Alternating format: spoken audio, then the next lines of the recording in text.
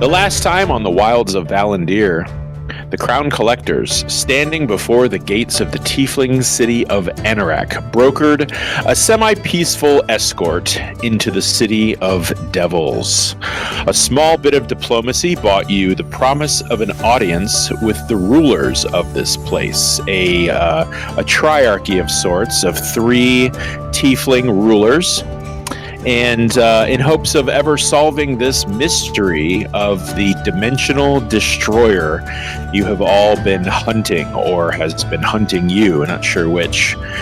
After a shopping excursion of fine fashion and a blissful night of theater regaled you into the evening, and the tale of a rise and fall of an ancient tiefling house serenaded you, you all get a taste of how rich and deep the culture here really is. And that is where we left off.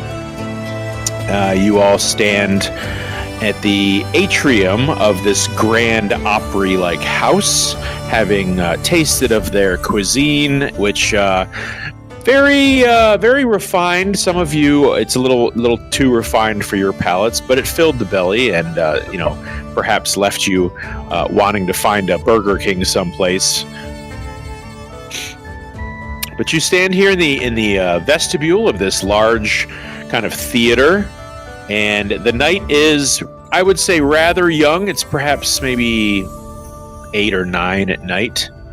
And all of you in your stepping out clothes, what do you wish to do to close this night out? All right. Anybody up to, well, do we have accommodations for the night?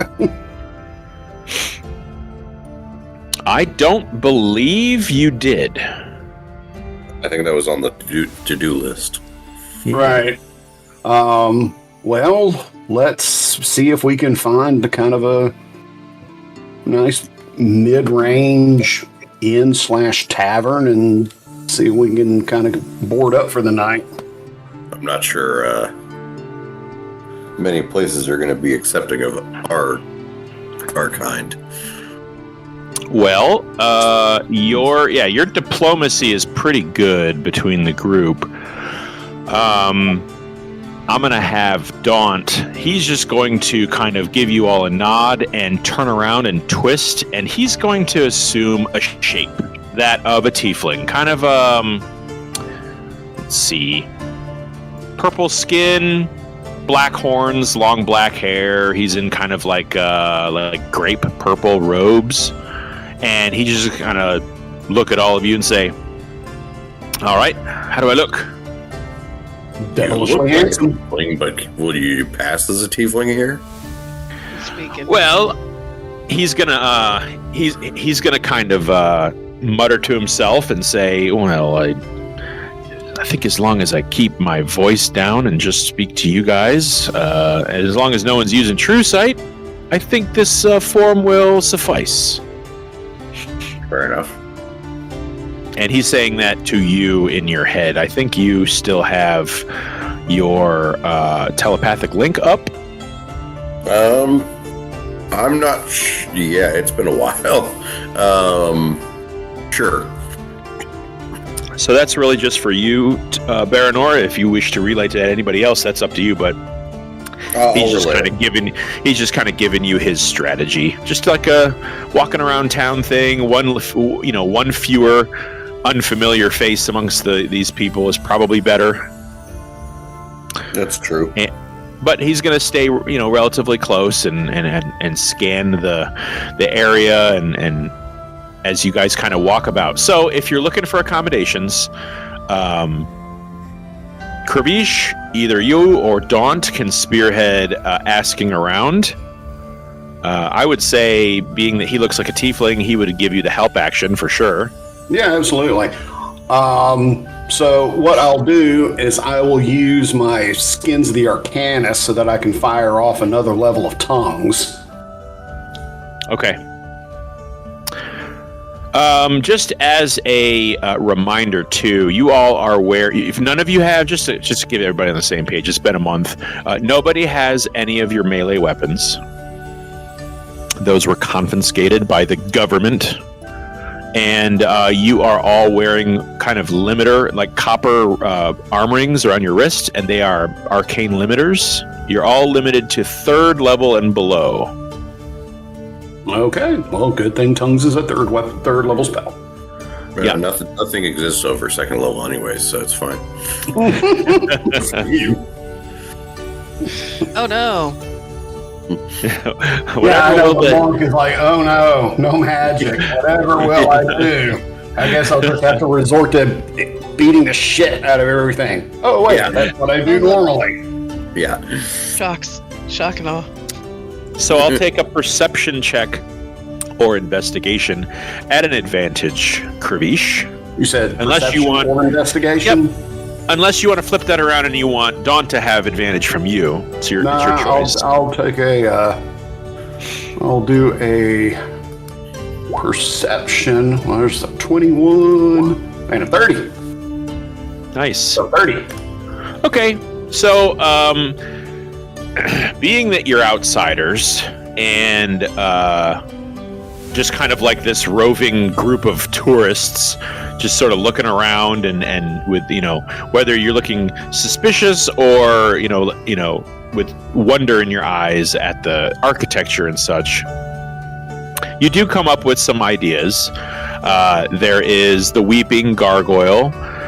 If you want to, sleep on the relatively cheap side, the Weeping Gargoyle is a good option. It's sort of on the fringe part of the city. There's the Black Veil, which is kind of a little bit in the upper crusty part of town. You're going to probably spend somewhere between 10 to 15 gold per room there. There's the Bleeding Chalice, which is kind of like you said, kind of in the middle. It's an inn. It's also a tavern. And it seems like that's what the place that you hear offered a little more often than the other two, with a smattering of others that don't seem particularly as well received as those three. So, yeah, I honestly kind of think that the Bleeding Chalice that everyone's described kind of more our speed. Works for me. The Bleeding Chalice. All right. So it's near the kind of the market district where you found your clothier and got yourselves outfits. You also notice that there is a very, you imagine in an elven city, a blacksmith would be very elvish with the filigreed silver trim, everything.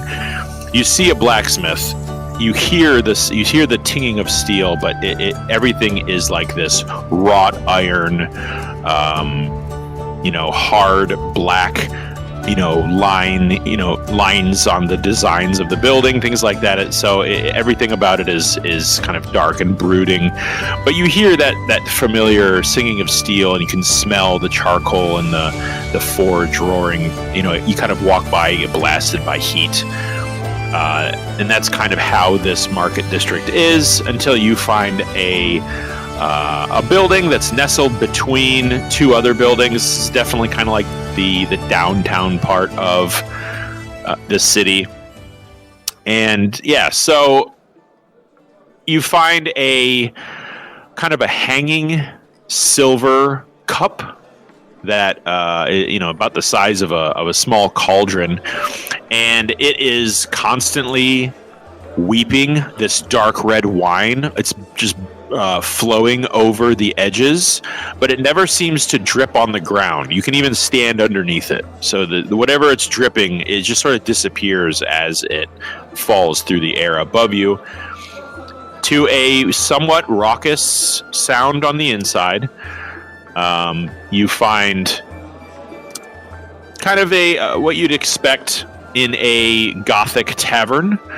You see relatively well-dressed tieflings. You don't see the upper crusty nobility, and you don't see, hooded riffraff with ripped capes and stuff like that.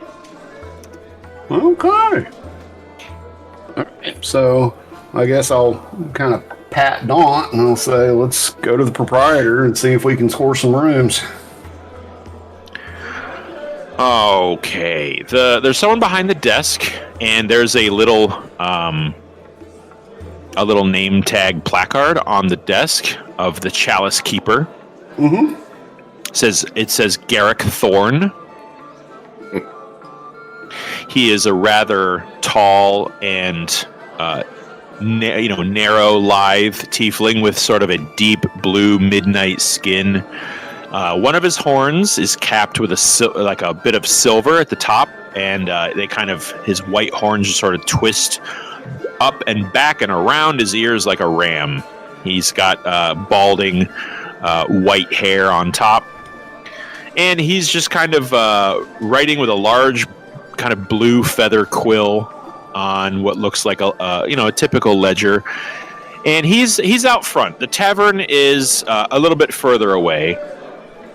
And he just kind of looks up at you over what look like a pair of half-moon spectacles, and looks up at you, and then looks down, and then blinks, and kind of looks at all of you, and he's like, "Yes? Who might you be, and what might I do for you here?"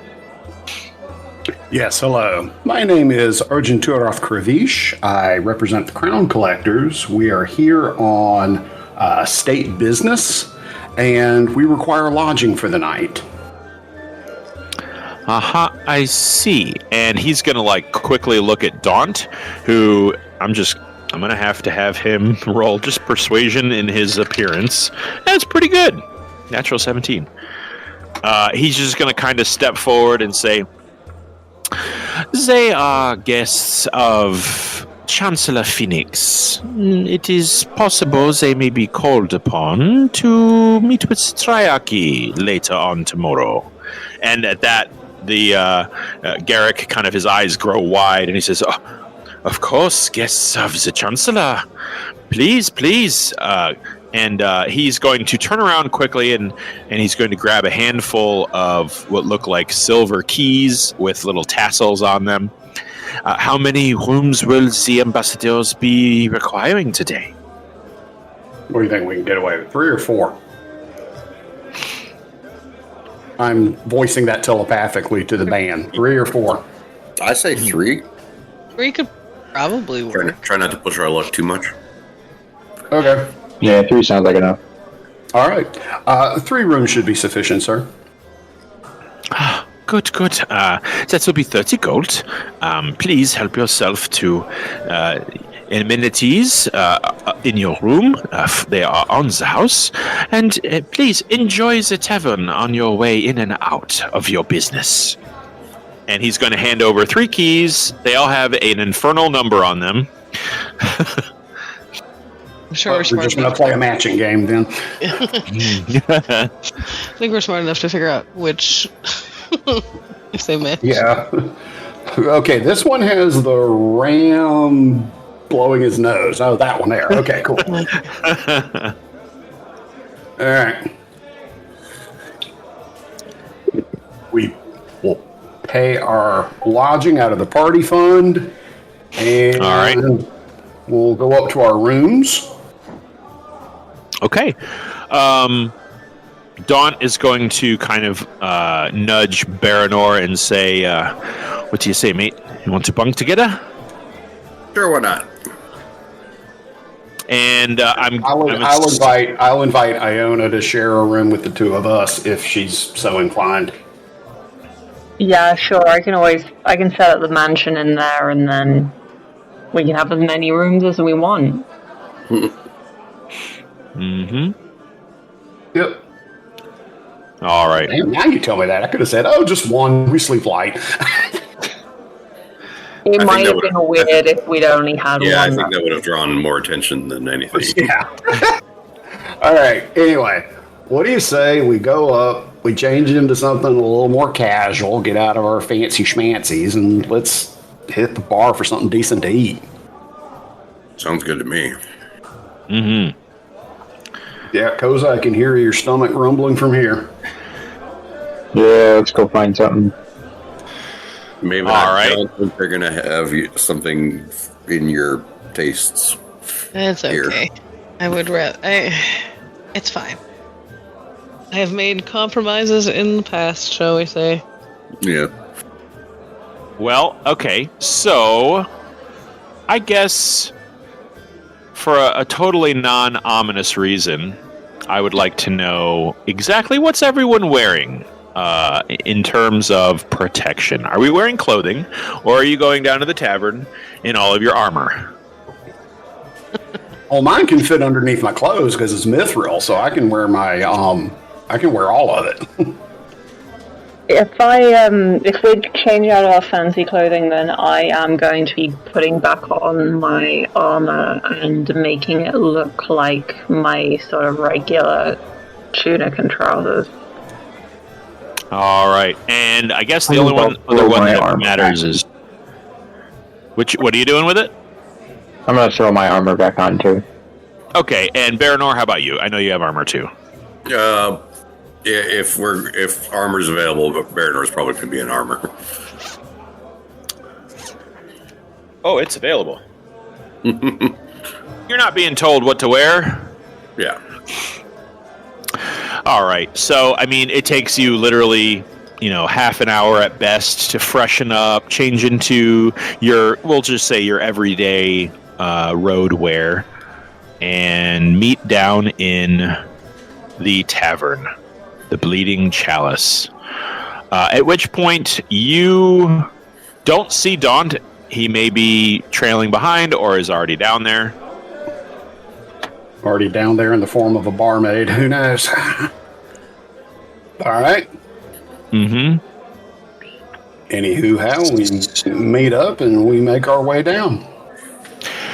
Now you're directed to a table that is kind of in the against the wall, and it's sort of like in an L-shaped booth where you guys are first given a round of this kind of deep purple wine. It's not terribly strong, and you're led to believe that a party your size, you could be expected to spend 10 gold for the whole evening's worth of drinks and supper. Okay. Or no, wait, you guys already ate. You guys ate at the theater. Yeah, Right. I think we ate this theatre. But we ate fancy schmancy food. We may still be hungry for a cheeseburger. True. Yeah. All right. So yeah, 10 gold gets you well fed and well lubricated socially. And it's not too long after you sit down that you see a relatively familiar tiefling. Let's bring this handsome guy down to visibility here. He's just going to sit down right next to you, and he's going to have kind of a little bit of a infernal accent. Well, hello everyone. Good to see you all. And he's going to kind of sip from his chalice. It seems like he may have already gotten started. When it comes to roughage, Maven, you're actually kind of surprised. They do have this kind of a tuber and root vegetable soup that sounds pretty great. And the rest of you, they have they have cuts of meat you've never heard of before, and you're not exactly sure from what animal they're from. But a evening's meal is delivered with your kind of round table, 10 gold kind of get you all taken care of. Okay, cool. And that'll come out of the party fund as well. All right. Okay, So, I gotta ask, sure. is there a band playing? There is no band playing. It is not for lack of space. There is something of a stage on one side of the tavern. Looks like there's maybe a stool and a music stand, but there is no one there at the moment. Okay, so noted. Tell them down to Georgia.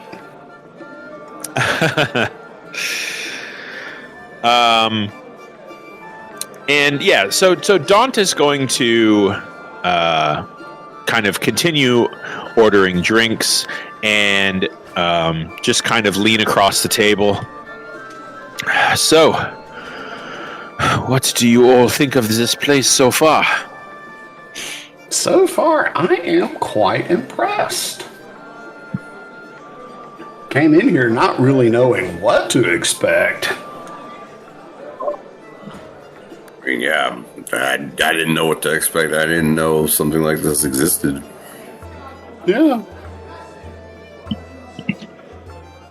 I've always heard tales of the tieflings, but since they're so scarce in the Empire, I guess I never really think about it too much. What they've been up to, why are they sequestered to this one city? Seems rather mysterious. Yeah. Have I read any history regarding tiefling? You know, is there any publicly available or even semi-public available knowledge regarding the tieflings being cast out? Yeah, give me a history check. Okay, I'm going to guidance myself. The further east you're from, Natural 24. Night. Wow. Okay. So the further east that you all come from, Koza, Iona, and that's kind. You guys are the furthest east. I would say you guys don't even have a clue about why the tieflings don't live in the mainland Valandiir. And those of you from the Empire, especially Yuno and Kravish, and to some degree Maven, Baranor, I would say you've just never seen a tiefling before, and it's never really crossed your mind as to why. Nope. None of them got lost in the woods. I don't know about them. Yeah, you've never come across a tiefling in the woods. I will say this: it's not that you've never seen one. The Marquis does know a couple and does do business with a couple tieflings. Yeah, we've seen some. We've had. Yeah, you have seen some. Maven, you've seen some. You've seen one in particular. Yeah. But the idea of why there aren't any. It's kind of lost to history. Yuno and Kravish, I would say that you at least know that there was some ancient conflict. And when I say that you wouldn't even know, it's because the conflict is older than the Empire. It precedes the Empire during the time of perhaps the Lorien Kingdom, maybe even before that. It could be First Age stuff, which very little is known about.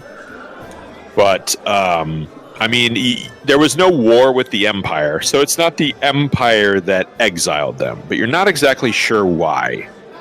It's just they're not welcome. It's almost like written into everybody's common knowledge. Uh-huh. Yeah.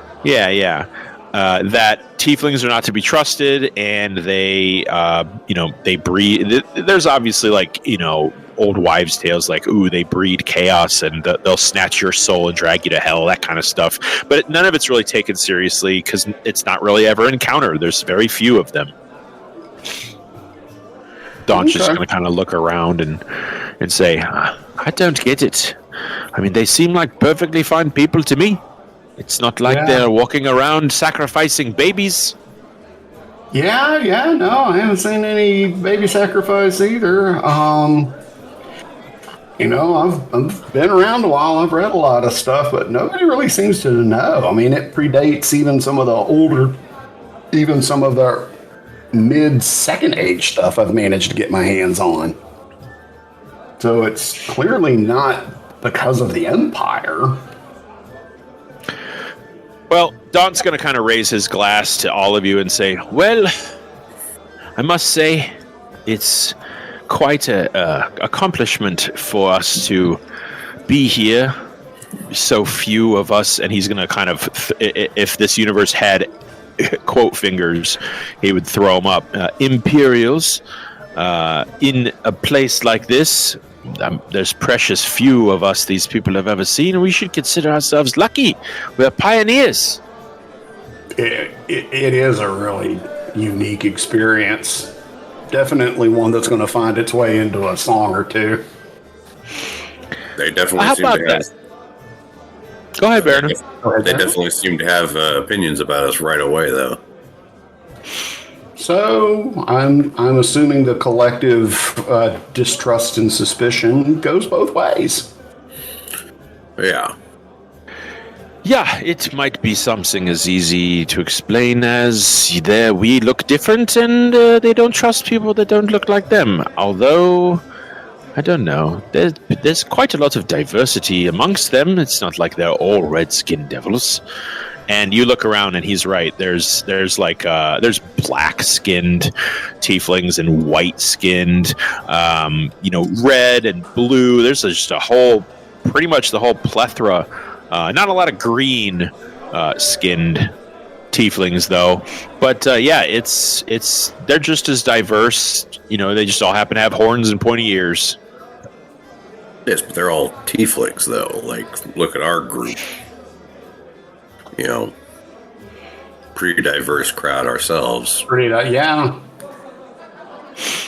So And you see, we're living proof that different species can get along and work well. Yeah.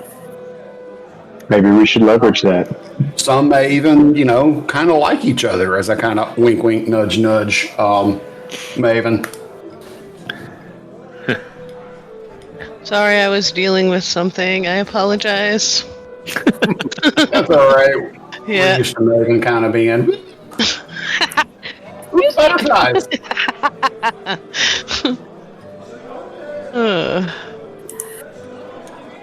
Yeah, I was just talking about how, different species work together, and we may actually kind of like each other from time to time, as I kind of nudge you. Yeah, wink, wink. Occasionally. On occasion.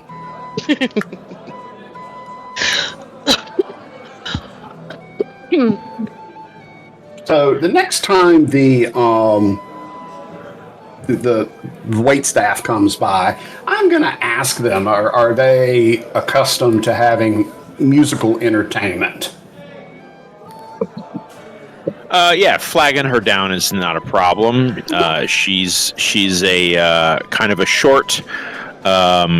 She looks young. She's got short horns, kind of like goat, like goat horns. They're small, they're thin, they're pointy. They stick straight up.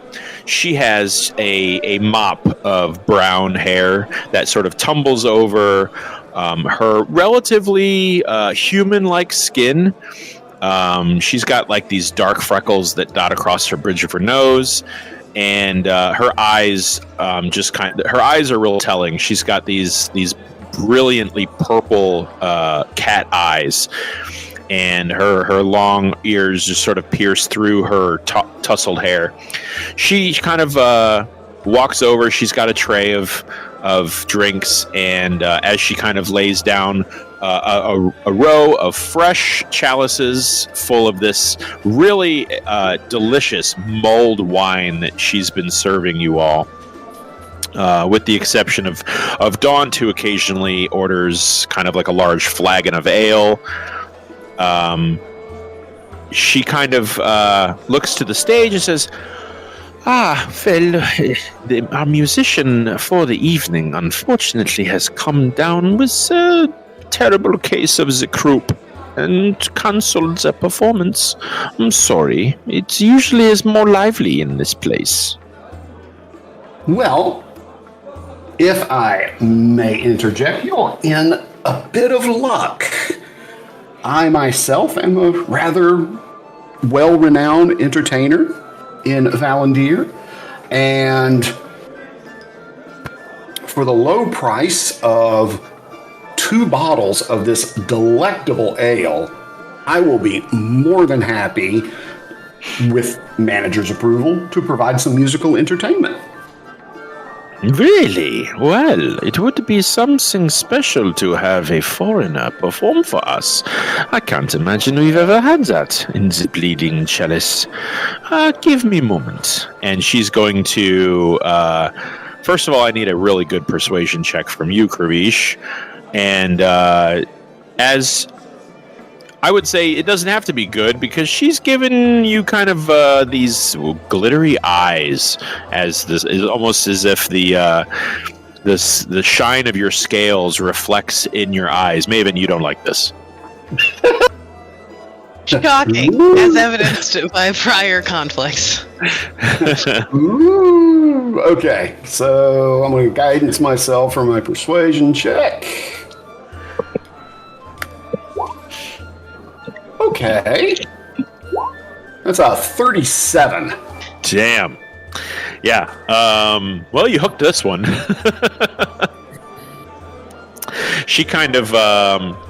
she's going to just sort of be taken aback, almost like you can almost see a bit of wind and breeze in her hair and the ruffles of her clothing as your aura just sort of permeates her space, and she just kind of flutters her eyes and says, "I'll be right back." And she lingers on your gaze enough to where she bumps into a fellow waitress who's walking around a little, almost spills her empty tray, but she kind of grabs it, gives you a nervous giggle, and disappears into the crowd. As things start to pick up, you notice that the crowd has increased. People have been pouring in for the past maybe 10-20 minutes.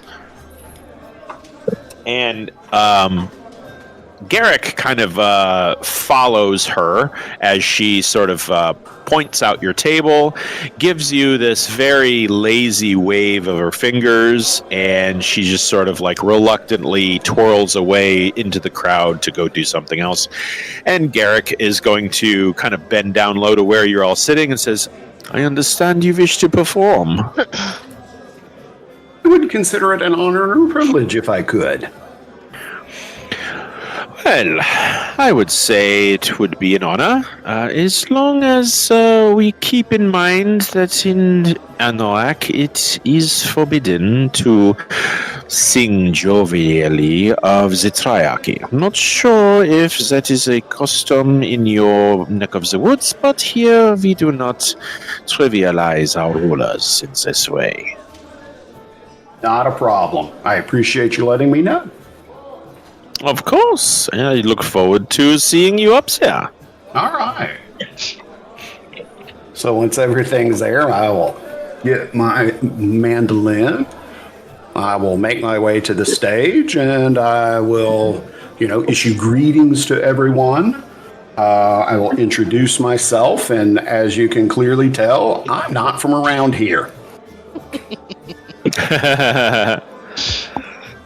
That I and my associates are here just on a matter of state business, and I would consider it an honor and a privilege to share with you some of the music from my homeland.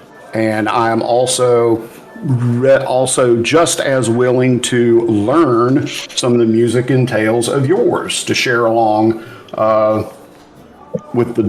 for the delight of folks elsewhere. And at that, I will just start to strum just kind of a simple, like a nice ballad, talking about, the formation of the continent of Valandiir, kind of a creation myth. Mm-hmm. All right. Man, I mean, give me a performance check for sure, but you're gonna give me something else. I gotta think on this just for a second. As you're giving a history lesson to a bunch of people who have a very distant and different history than you do. So with a performance of 30, that's great. That's like so good. I'm going to say that you're on your game tonight. You just got done watching a musical, not a musical, but a theatrical performance. So you're kind of already in the mood to give this culture a bit of your culture. And your rendition of history of Valandiir, it's met with there's a lot of people that turn in their seat towards you. No one has thrown any coinage yet, although it is early in your set. But with you kind of regaling the crowd with your knowledge and your history in as musical and jovial a way as you can, you do catch like side glances of people that listen to what you're saying, and then they look at each other like, "What's he talking about?" And you get the feeling that you're kind of maybe getting it wrong according to them. Like it seems like something you're saying is conflicting with them. And at some point, you do catch sight of these three tieflings in the corner of the room. There's one that has kind of like a light lavender purple skin with these tall, thin ibex-like sweeping back horns, and there's maybe a younger one that has sort of a deep blue, and then there's a classic red tiefling, and all of them sort of look at each other, look up at you, and look at each other, and you see them run into another. One of them runs into another room and brings out 3 stringed instruments, and they pass them out to each other. And now that you're kind of watching the crowd and catching them, you notice that they're all somewhat dressed similarly, at least in color, kind of like blacks and purples. And as you kind of conclude one of your songs, and to a smattering of applause, you didn't bring the house down. No coinage on the stage yet, unfortunately, but you do notice these 3 kind of approach you and wish to negotiate a jam sesh. They seem like, you've got your mandolin.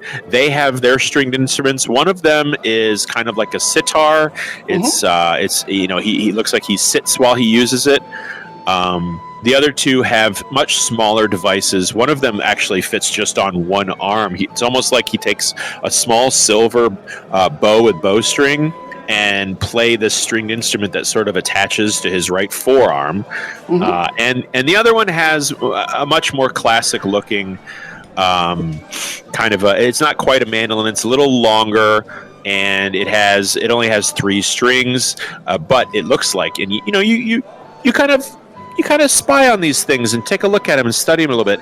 It looks like this guy with the real long neck, he can get a lot more notes in between the notes that you can get. So his has a much more broader range. And you guys start out with just melodies. No real words spoken yet, just to get a feel for how each other plays. These guys it's a much more different musical style than you're used to. And at first, your talent kind of combats theirs a little, and it's almost like you're trying to find the rhythm, and every time that your rhythm falls behind a little bit in the tempo, theirs kind of grabs hold of your melody and lifts it up with accompaniment. And that's kind of how the first maybe 10 or 15 minutes of playing together goes. Meanwhile, at the table, it looks like Daunt, who's seated next to Baranor, seated next to Koza Iona, is currently in his devilish form, although you're noticing that certain parts of his appearance, at least his clothing is staying the same, but certain parts of appearance seem to lazily shift in tone and shape a little. It's a little off-putting. And he just kind of gives a little hiccup and then straightens his appearance out.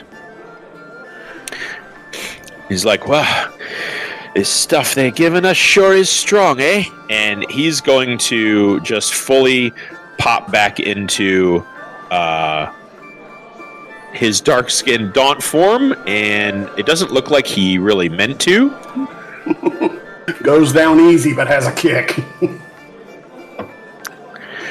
And it's at this point, Baranor, that you notice something about his appearance. Okay. Something consistent that is not different when he changes shape or clothing. All right. Yeah, he's wearing a rather nice looking nautical object on his belt. Ah, yes. Telescope of sorts. Uh-huh. You know it.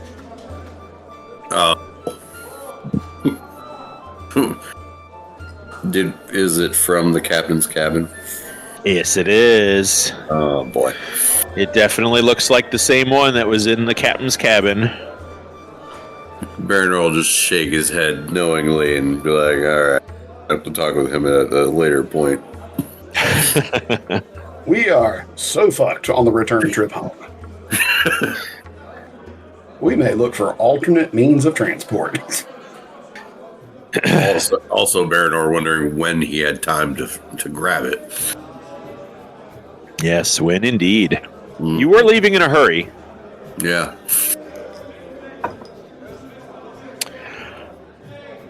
Don's going to kind of notice. He's going to look down and he's going to notice his skin is dark, and he's going to like stand. He's going to like sit upright, and he's going to say, "Oh, oops, hold on. Ah, that's better." And he shifts into a shape that he didn't assume before.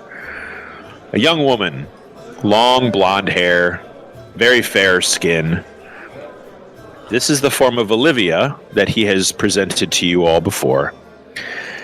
And he's going to kind of like sit a little daintier, and he even holds she even holds her cup a little softer than as he did as Daunt. And gonna watch the rest of the party as you guys kind of settle into your drinks a little more. You know, Kervish is up on stage. You're all kind of watching him and watching the group. And Olivia is just going to kind of look at all of you and say, "It's crazy to imagine where we were just a week ago, sailing the seas. Now we're drinking with devils." I used to think I would never leave Deadmarsh. Yeah. That proverbial ship has sailed for me. So during this, you'll kind of hear from me. It's like, did anybody else get the vibe during my opening act that they were looking at me like I had 3 heads? Yeah, it seemed like their story of how the world began is different than ours. Yeah. Let me tell you, these guys here are pretty good. I mean, I'm better, obviously, but these guys are good. Obviously. That goes without saying. I just figured it was because, well, you look the way you do. Well, you know, it's not easy being this ferociously handsome. I would agree. It's very difficult for me. Because I don't want to go to jail again. I'm going to leave it alone. But know that I'm not happy about it. I ain't going back to prison. I'm not going back to prison. I feel like we haven't really discussed what went on in... It was Cobb, right? Yeah. What was it that landed you in prison exactly? It sounds terrible. Let's just say we didn't like how the law was enforcing itself. Oh, Baranor. Stop selling yourself short. Olivia is going to kind of furrow her brows and say, "Ah, little streak of rebellion in you? Reminds me of someone that I knew." And Olivia is going to down her chalice and slam it down. And when she slams it down, her skin pops out of her muscles expand and bulge and grow green, and she turns into this creature. "Reminds me of my time with Ogma. She was rebellious too." Who is she? Asks Fiona, who's like unfortunately, this is her type. She's Just heart eyes. not openly ogling, but also like Muscle mommy. this is down the alley of her taste in women. Well, Agma is going to reach all the way across the aisle and grab a huge steel tankard filled with this frothy, foamy ale, and basically kind of tear it out of the hands of a sleepy and drunk-looking blue-skinned tiefling who's going to sit up, rather straight, like, and say, "What is this?" And you see Agma, her eyes get real wide, and these red veins kind of pulse. Just kind of growl at him, and he just kind of looks, and he just sort of skitters away. Agma was a friend. She helped me out of, well, more than one scrap. Something of a bodyguard long ago. She was a force of raw strength and divine ferocity. She was a powerful orc warrior priestess of some forgotten god. But her spiked armor and blazing red eyes always inspired awe in me. When I'm Agma, I wield the hammer of courage. And she stands up straight, chest wide and proud.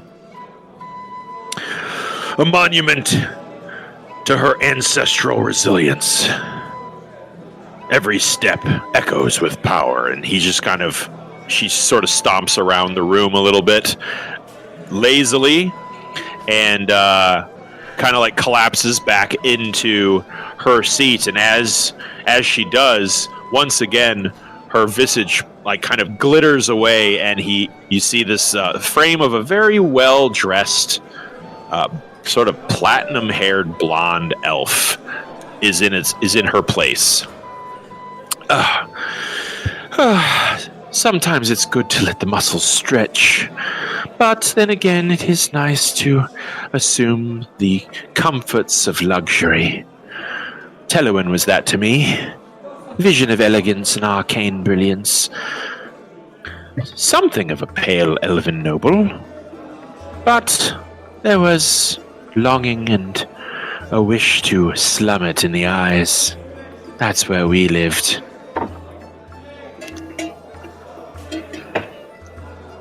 Play, play, play, plink, plink, plink, tune, tune, tune. Yeah, the night kind of goes on that way, and Daunt assumes various other forms. They're getting a little more lazily held together the more he drinks. You start to notice patches of skin go pale, almost gray, and then slip back into color. And it's not too long before, as Agma, Daunt is currently challenging Iona and Baranor at the same time to arm wrestling. I don't care who's on which arm, but she's definitely gotten to a point where she's grasping both of your hands. So let's see here. Let's just have an athletics check from both of you. Yeah, sure. I mean, I'm not going to be having anything romantic with Dawn. We've covered this, but also it's been long enough since Iona last felt the touch of a woman. Not ages, but long enough that she will do this. So it's athletics you want, right?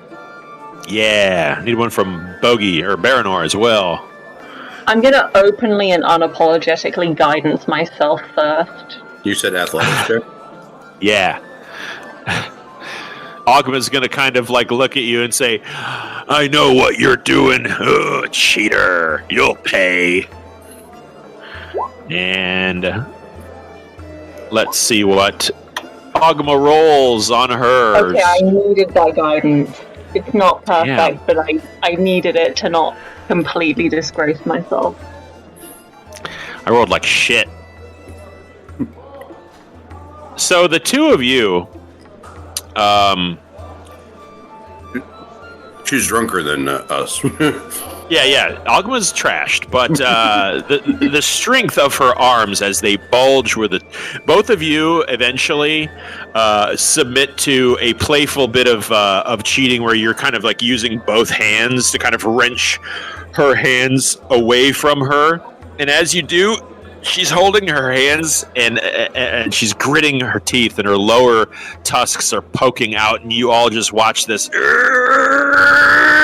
And with one fell motion, you both slam her knuckles onto the table. And as you do, she pops out of that shape and assumes a very pale, plain, almost featureless form that none of you have seen. Hair pulled back in a tight ponytail, rather simple brown clothes. White eyes, little bit of black around the eyes. Oh, look what you've done. You've beaten me. And just like slams another tankard. And then you see this person notice the pale skin and instantly shifts back into his tiefling form. Almost in an embarrassing way. He looks at all of you and gets up and just kind of like almost hides his face, and in a bit of shame almost darts away to a different side of the tavern and disappears into the crowd. Wow. Considering what we were just talking about being different and whatnot. Yeah. I guess. I wonder why it bothers him so much. I guess he's just not used to people seeing him. I'm assuming in how he truly is. Yeah. Give me a history check. Who, me? Baranor. Oh. Yeah, you too. Okay. This is not going to go well. Oh, well, the dice say otherwise. 25. Wow, great. Really good rolls. Yeah, while none of you had ever encountered a changeling in their true form, you have heard that their true form is rather featureless and neutral and muted. And it's just that you've never seen one in their true form before. There's nothing in your knowledge that they're ashamed of their true form. Mm-hmm. So that's a little weird. And for him to be so, he kind of like was like, I'm sorry, and gets up and leaves so abruptly. Yeah. That was a little strange. Mm-hmm. Strange for him and strange for tieflings as far as you're concerned. Yeah. I think I was going to say, I think the shape-shifting makes him feel... You said strange for tieflings? I think he meant changeling. Yeah, changeling, sorry. Strange for changelings, yeah. You want to go after him? Would it? I don't know if we'd be able to find him, but... I mean, I don't want to speculate on why he is self-conscious about that. If he wants to tell us, he'll tell us. He can dazzle people with various forms, and it means they never have to look too hard at the person underneath. It's like insulation. I understand. My brother does it all the time, except his isn't shape-shifting, it's attitude. Still, though, it must be happy to feel like you have to hide who you are constantly. Maybe bring it up to him at a different time when he's a little more put together. When he's not... Not now. When he's sober. When he's not white girl wasted off a mulled wine. Yeah. It's really good, though. I'll take your word for it. Yeah, Iona has been very carefully making sure she doesn't get any more than buzzed. Ain't no laws when you're drinking claws. I don't know if that's true at all. The irony is that I don't even drink. My D&D character is drinking more than I ever have. Steph likes my claws, so. Just so that you know, for future reference, you can fit 2 of those in a venti Starbucks tumbler when you're out at a party where they say you can't have alcohol.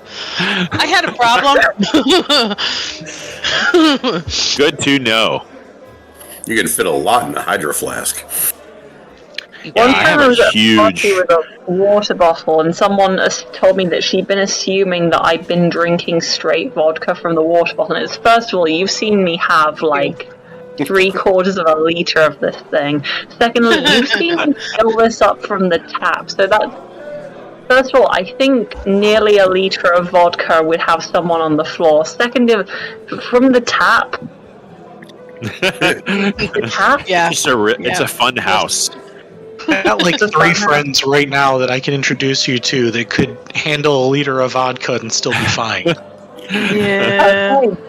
Well, now I know more about human capacity for enduring vodka. But yeah, I am buzzed. Iona is buzzed but not drunk, and she's very carefully making sure she doesn't get drunk because we're in a strange place. And also, I don't think she really lets herself get drunk because vulnerability. What's that again? Kravish, you end up having a rather good night up on stage before your eyelids remind you of what time of night it is. You don't really get money thrown at you. It's I don't know, it's a little disappointing. However, at the end of the night, these 3 tieflings that have been accompanying you do clap you on the back and kind of admit they've never played with a dragonborn before, and that they'll be telling their families and friends about this for the rest of their lives, probably. But the proprietor, Garrick, he does, as you kind of descend the stage, the crowd's getting a little more settled and somber, and it's quite late. It's getting close to midnight. He hands you a stack of gold. He hands you 5 gold for your performance. Mm-hmm. Well, I must say, the taste of the East is something welcome in the Bleeding Chalice. I was quite glad to see you mixing culture with ours. Well played, Bart. Well played. Yes, thank you. And also, I did mention to the barmaid that I would gladly take 2 bottles of that vintage home. Or 2.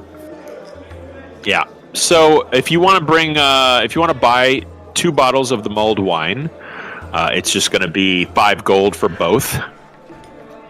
No, well, I'll give him the 5 gold back that he gave me.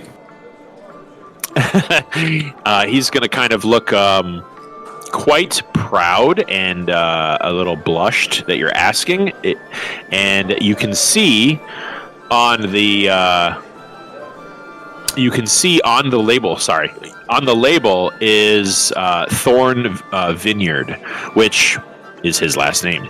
It seems like perhaps this is a family vintage. And he kind of snaps his fingers, and that familiar waitress comes over and places 2 sealed kind of black glass bottles on the table. Please enjoy. I'm glad you're partaking of our work at the farm. And please enjoy yourself in Anorak. It's very good to be your host, and I hope you have a pleasant evening all. And Garrick is going to give a shallow bow and nod his head, and he's going to kind of give a nod to the waitress, and he's going to walk away. All right. I'll give a nice, warm smile and a courteous bow to the barmaid, and I will tip her 5 silver. All right, she's going to. Are you? I can't remember if you guys. I don't think you guys really did anything in terms of like currency exchange. Are you giving her 5 of your silver? Actually, what we had I think part we, of that we had a bracelet. thing converted that would. currency. Yeah, we had Right. a thing that would change the currency when we hand it over. Yeah, and you're getting kind of better at that. It takes a moment. You can really only do 1 coin at a time. So you kind of like you squeeze it in your hand, turn your hand over, and drop it on the counter, and it is indicative of their currency. Mm-hmm.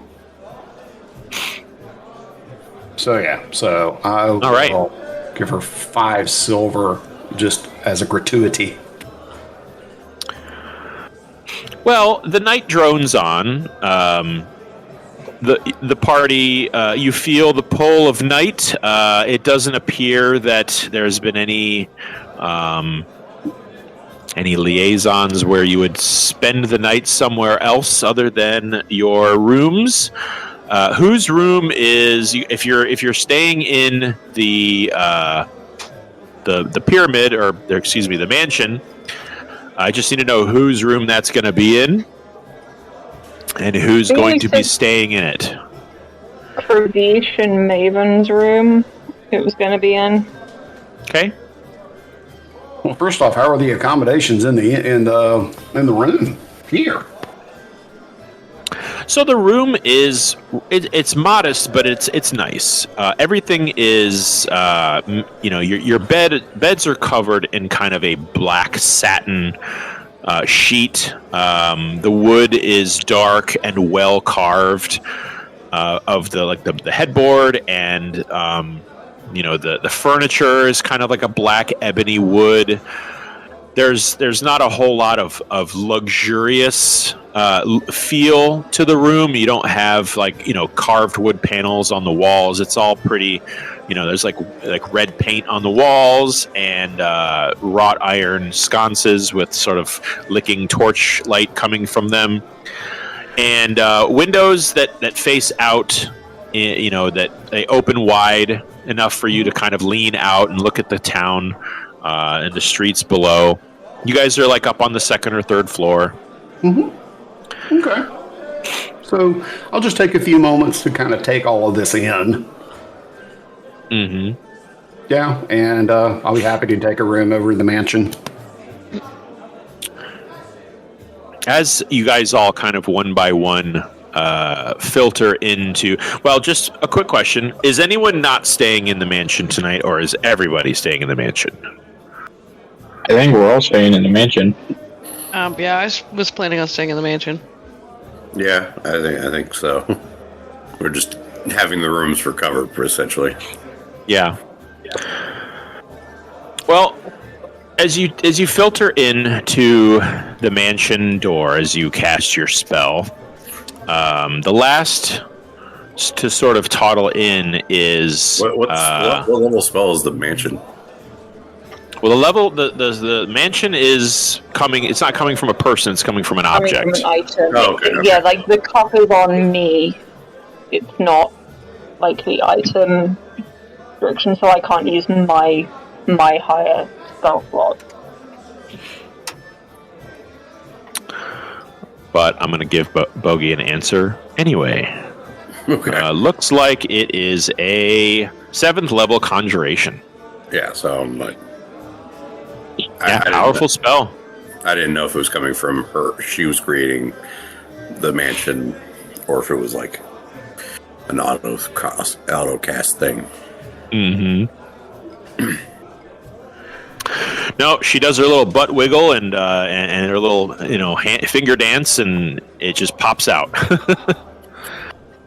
Yeah, I will say the mansion looks a little different. Iona does change things up, and so the difference is firstly that she seems to like the architecture in this city, because the shape of the corridors and the arches it's subtly changed to be slightly more gothic, not as ornate as the city, but you've got that sort of pointed arch look, which Iona seems to like and has incorporated into it. and the color of the stone hasn't changed. It's not dark like the Tiefling City. It is still in that mix that is a bit like the original sort of pyramid interior. There's a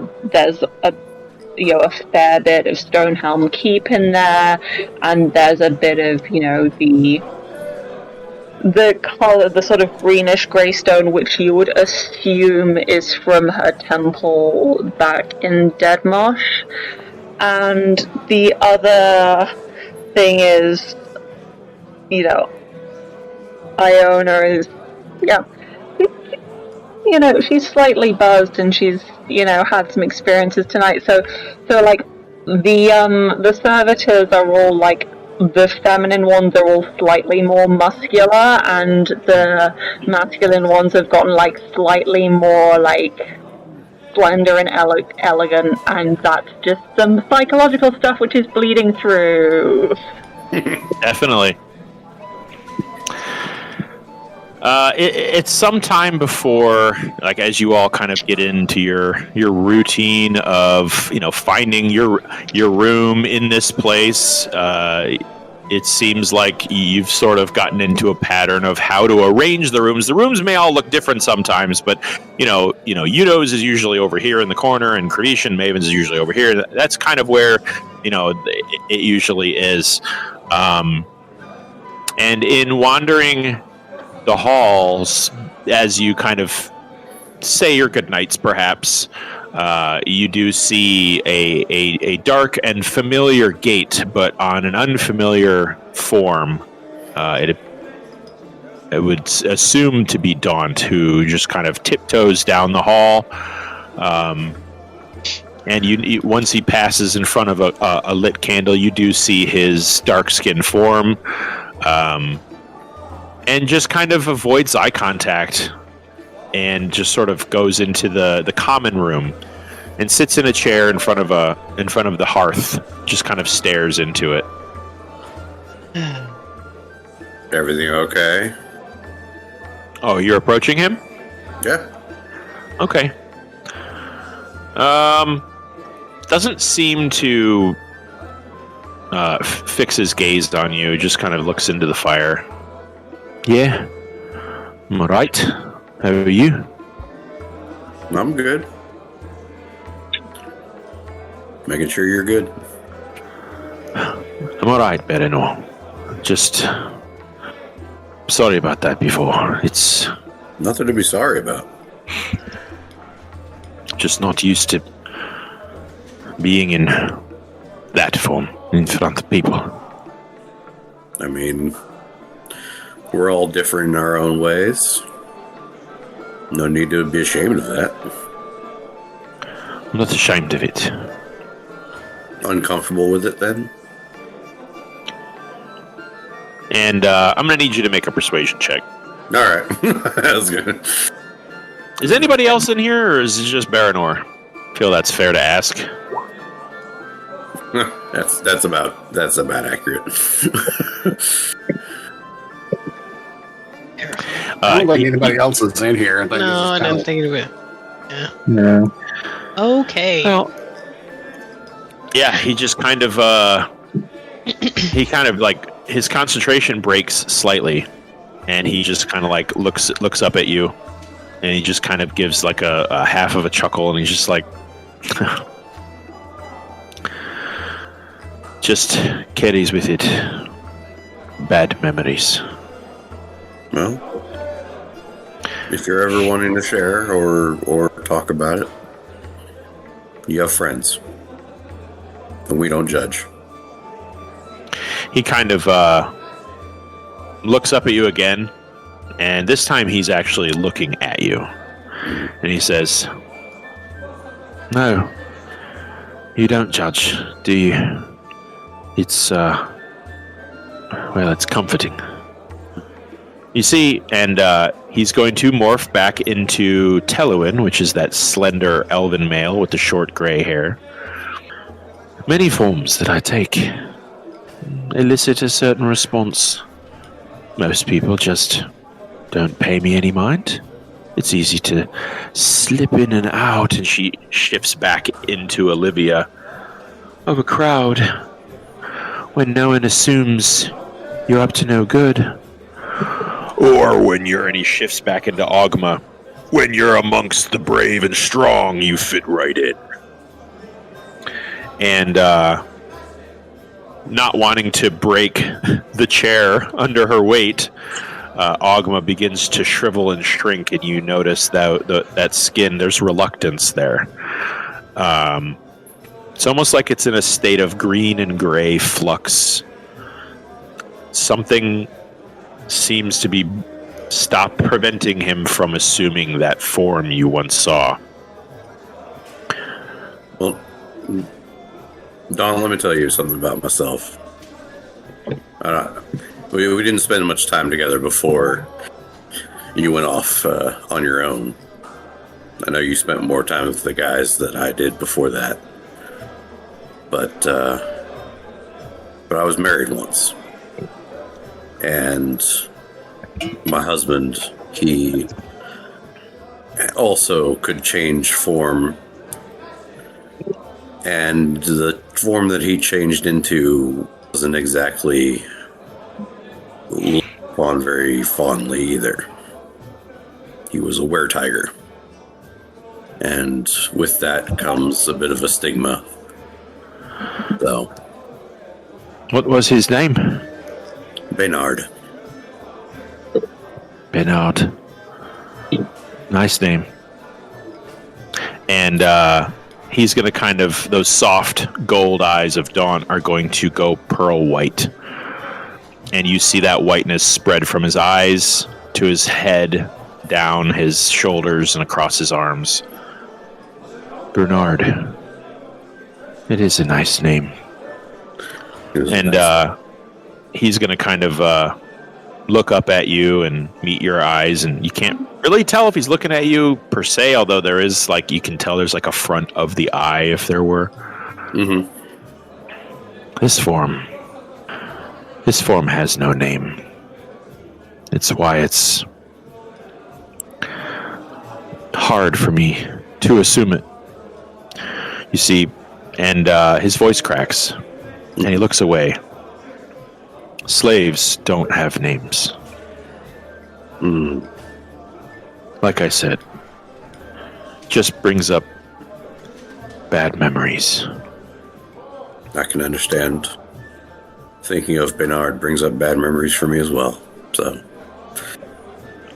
good memories too, but a little bit of heartache on there as well. So,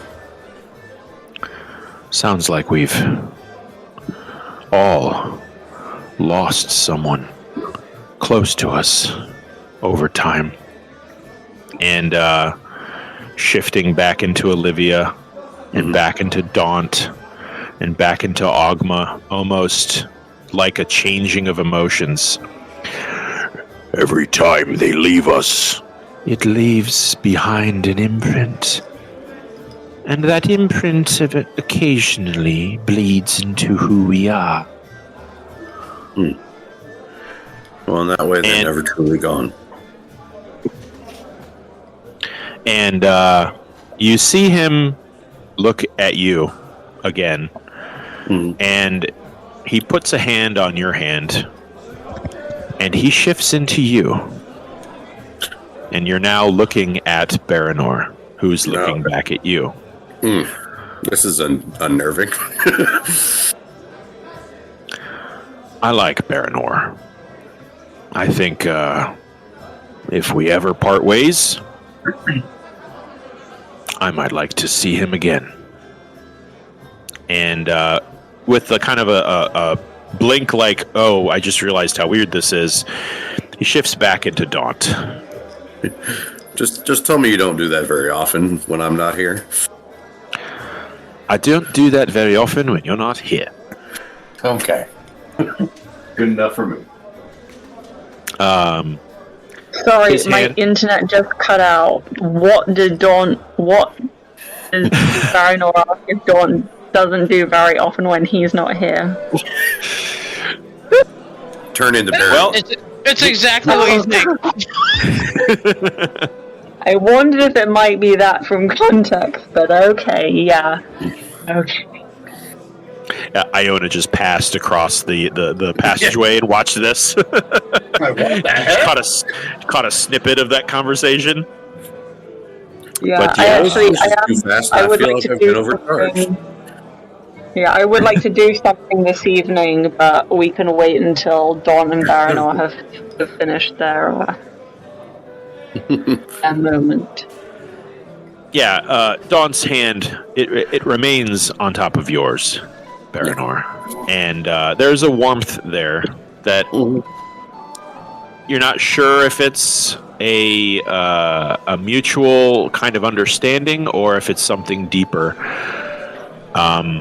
But his golden eyes just kind of, in a familiar way, just sort of pierce through your soul, and you can feel a connection that deepens. I mean, you two are friends, and you get along great, but there's an understanding that kind of connects you on a bit of a deeper level, and he just kind of like blinks and retrieves his hand gently and slowly, not in a shameful way, but kind of the looks between you are getting perhaps a bit awkward, and he's not sure how to take it. So he kind of cracks his knuckles and adjusts his belt. That spyglass on his hip kind of knocks against the chair, and he sort of tucks it away, and he just kind of... Yeah, we're going to have a conversation about that later. And he's like, don't know what you mean. Sure. But just know, you're among friends here. Thank you, Baranor. It's nothing I doubted, but it's good to hear it. Mm-hmm. And he's going to kind of stand to his feet and stretch his arms high above his head. And he's going to kind of lean down over your chair, and he's going to kiss you on your forehead very gently. And as he does, he's going to rise again. It's nice to have friends at all, but mostly it's nice to have friends like you. And he's going to stand to his feet and turn and walk out of the room, giving you one last look as he walks away. Like what? You can hear him walking down the hall towards what you assume to be his room. Mm-hmm. You hear a door open and close, and you find yourself alone in this room. Baranor, realizing he's alone with, where's Luna? And go throughout the mansion to try and find her. All right. While you do that, well, if this is a we accommodate all of our friends mansion, I would assume there's maybe, I don't know, a deer walking around in a forested region of the mansion that Luna can kind of. I don't know if it can do living things. It can do servitors. There might be deer meat for Luna on a nice platter, but I don't think there's anything walking around. If anything, you're probably just in Baranor's room. Yeah, and you know what? That's a good point. You can make any kind of food you want. She is ripping apart a kind of a deer leg and tossing Fenrir a couple of the scraps, as he's been eating meat for a while now. What am I thinking? Oh yeah. Yeah. Her and Fenrir are in your room. Well, just kind of chilling out in the ring, right? Yes, he can. Yeah. Yep. He occasionally pops out of there with the remnants of a squirrel rear rump that disappears because you can't bring that stuff out of the ring with you. Yeah. Aww. Damn it! Iona, in your room, after kind of after tiptoeing past the common room doorway and just not quite knowing exactly what you were looking at, you find yourself in your room. Okay, I have a request I need to make of Kravish and Maven. To be There's honest, no like pineapple on our door. Yeah. Oh no. I don't think didn't catch they want you to walk. Kravish. What is it? I couldn't hear that. Sorry. No. Go ahead. Me Sorry. too. Damn, no, I feel like you made some kind of hilarious joke that my internet could not hear. Anyway, so early enough that no one could have possibly started, like, getting ready for bed yet. You know, I'm not interrupting anything. This isn't me being secret. This isn't, like, Iona's emotional crises of the earlier sessions.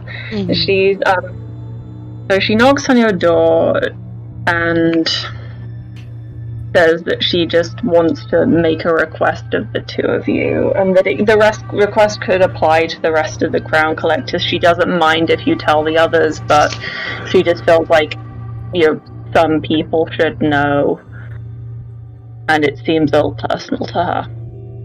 Okay. So, she's gonna sort of wait until the door is closed behind her, just for even though it doesn't matter really who hears this, she just sort of needs the privacy for sort of comfort. And she says, so when we were fighting the sea creature and Dawn went over the side into its mouth, I wondered if he was dead, and then I wondered if he died, if his patron would get his soul. I don't know the terms of his contract, and he's been cagey about that. And then I wondered what my own situation would be, and that is probably why I fought so hard against the creature, to see if I could defeat it, to see if there was a way to get Daunt out if he was still alive in there. And I suppose what I'm trying to say is, if anything goes wrong on our endeavor and I die in a way that I am not going to come back from, I want you to, whether you burn me or bury me, whichever is more suitable at the time, I want you to take off my holy symbol first and remove my dagger, because that also has a holy symbol on it. And her hand sort of strays to her belt where her dagger isn't, and she says, look, Kelowna has my worship during my life. I do not want her to have me in my death. I do not know who else would take me, but I suppose I would find out. Yeah. Okay. That's easy enough. Easy enough. Maybe she would have me, maybe she would take me anyway and I'd have no say, but I'd like to try, as it were. Yeah. Okay. And also, no, we do have a well-seasoned track record of going to the bowels of other dimensions and hell itself to, retrieve our myth. Mm-hmm. I know, but I also know how many pieces Kelowna can take out of a person just because she can, so I would like there to be precaution. We'll do what we can. And then she thanks you, and then she leaves. Sounds good. Cool. And that is my evening. Like, mentally we go to each other, well, that was unusual, but okay. Thinking about death. She's real young. Yes. I'm a grave domain cleric. This is kind of your jam. I get it. And we're kind of dealing with a lot of things that A lot could of kill us. you might die things. Yeah. Also, a couple of you could die, and it will hurt an awful lot while it's happening. Yeah, let's not. Yeah, a few of those also. Okay. Krabish Maven, is there anything you wish to do tonight before you turn in? And obviously, I'm going to go down the list and ask everybody else that as well. So if you got anything, speak up. I think I'm good. Yeah, I will pray to the Platinum Dragon for guidance and for wisdom in what we have to do tomorrow. All right. Make a religion check. Complete and total fuck up. You said religion check? Yeah, roll religion. Okay.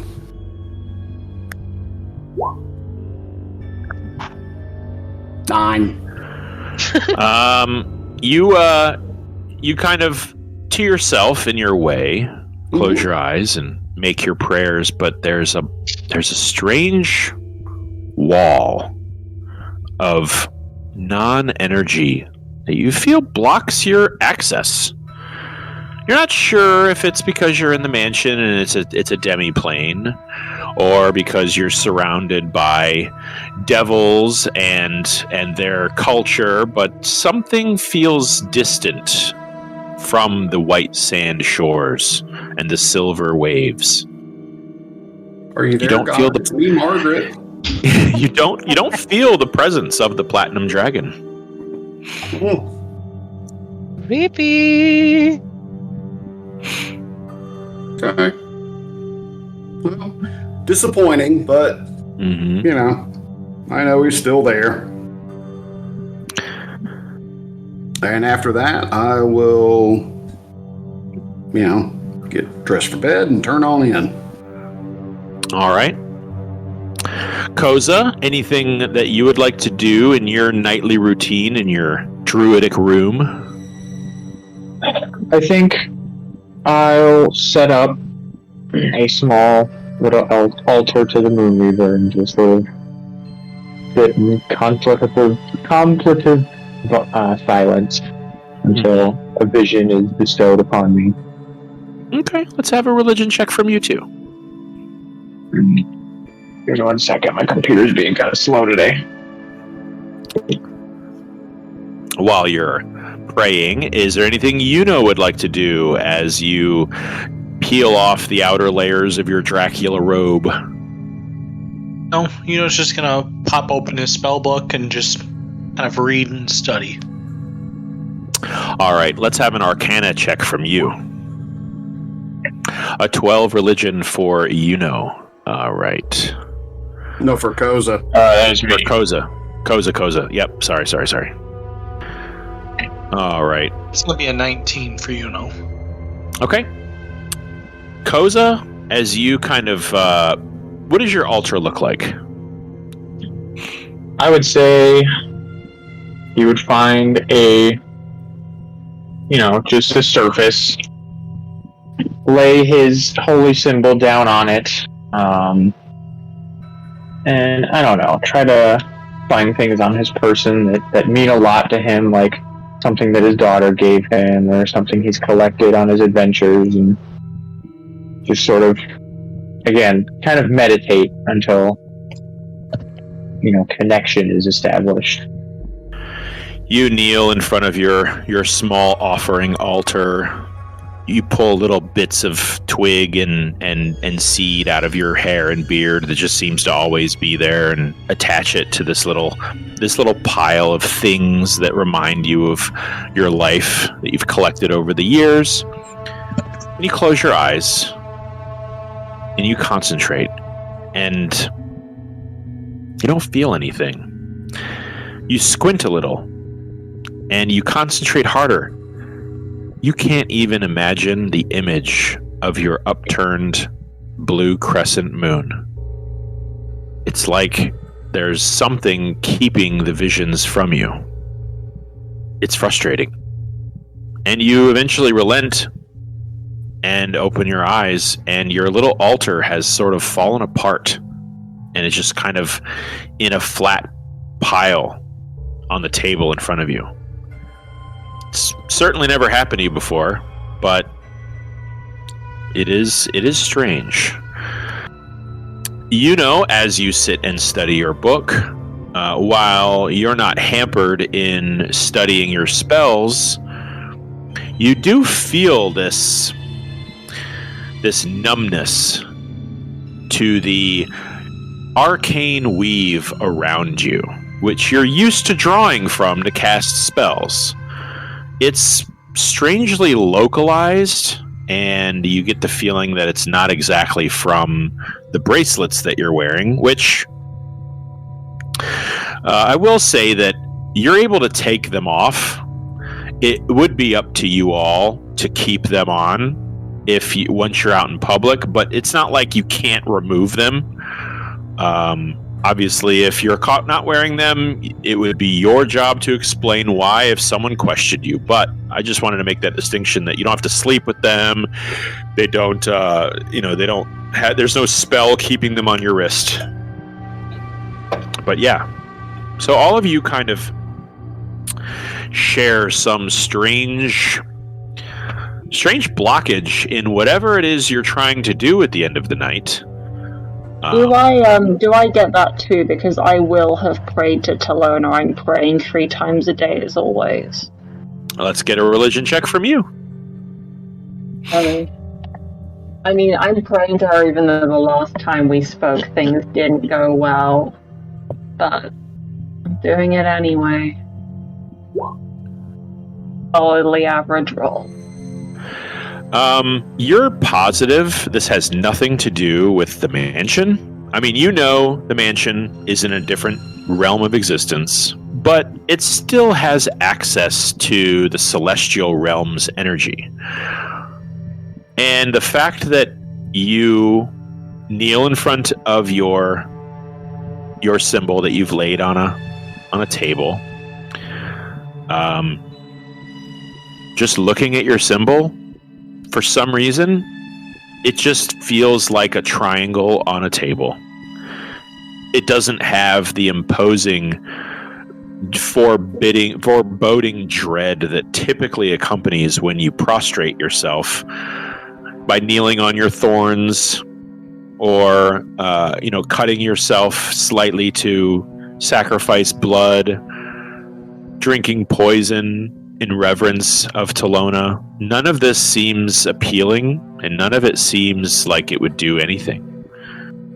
And you feel no presence, which is both a curse and a blessing.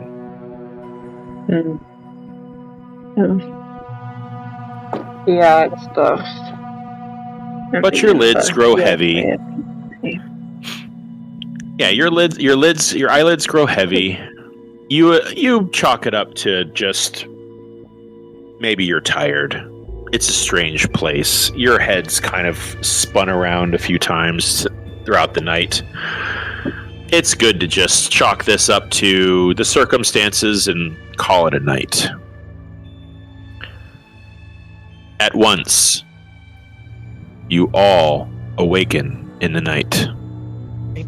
Your eyes snap open to a vast star field. You look around and you see other floating figures nearby. I need a perception check from everyone. Is it possible to guidance? It is. Okay, cool. So I'm going to do that. 16. 24. Okay. You notice, let's see, where is everybody else sitting at?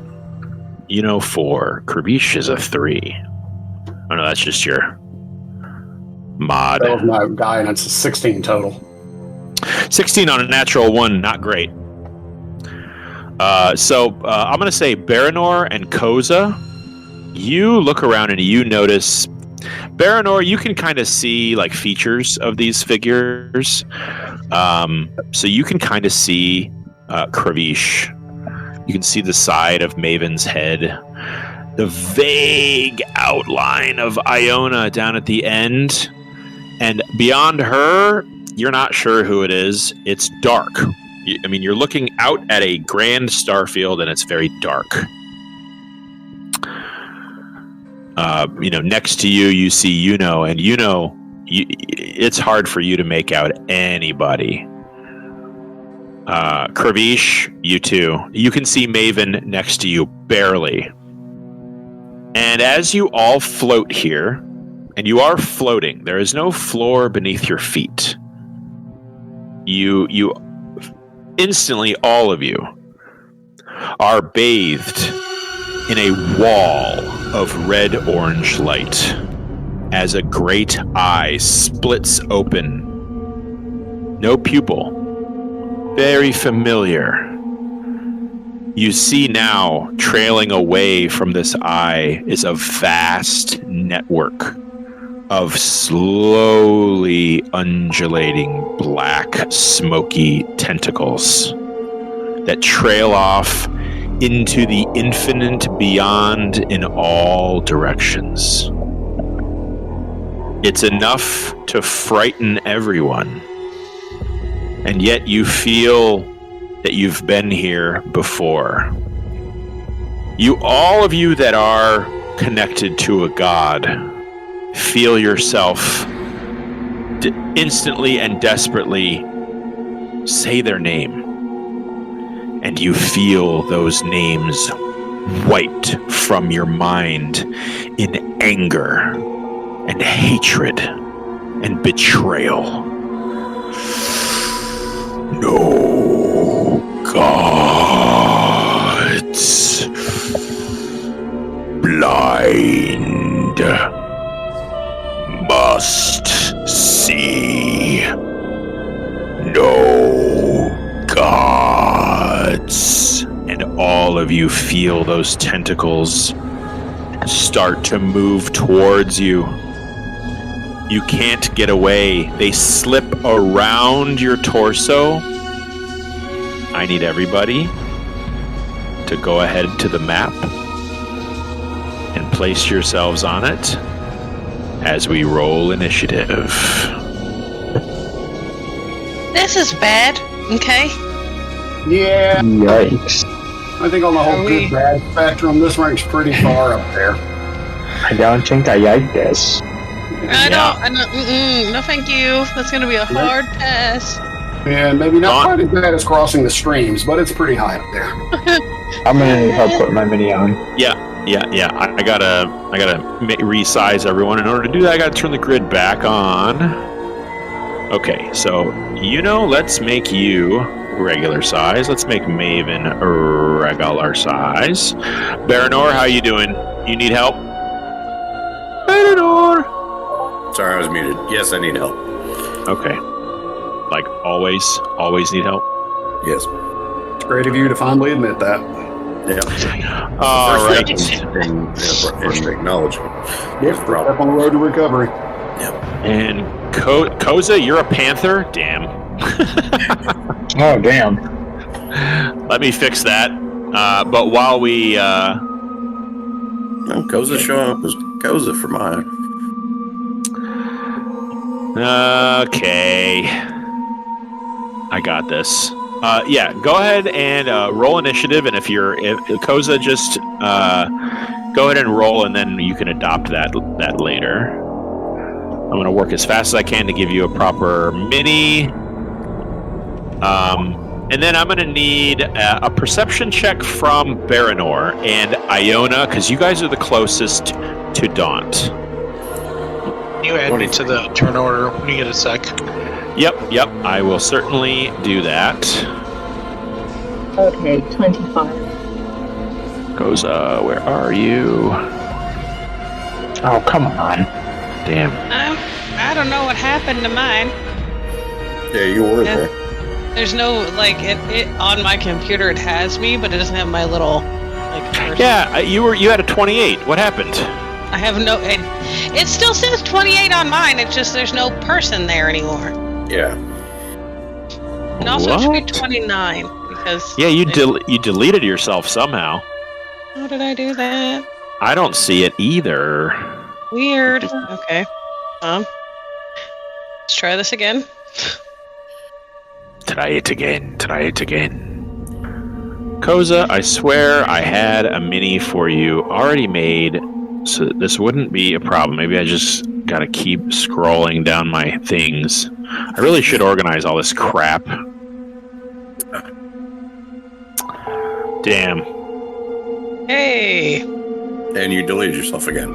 I didn't do anything! It's Roll20's fault. It is Roll20's It's fault. always I don't know. Roll20's fault. I didn't do anything. Roll20 sucks. Okay, we're gonna restart the page and take a deep breath because this is not the most stressful thing that's happening in my day today. Roll20 is great. It allows us to play this game. It's fabulous and wonderful. It's wonderful. It always works all the time. There is no war in Bossing Say. There's no water busting say.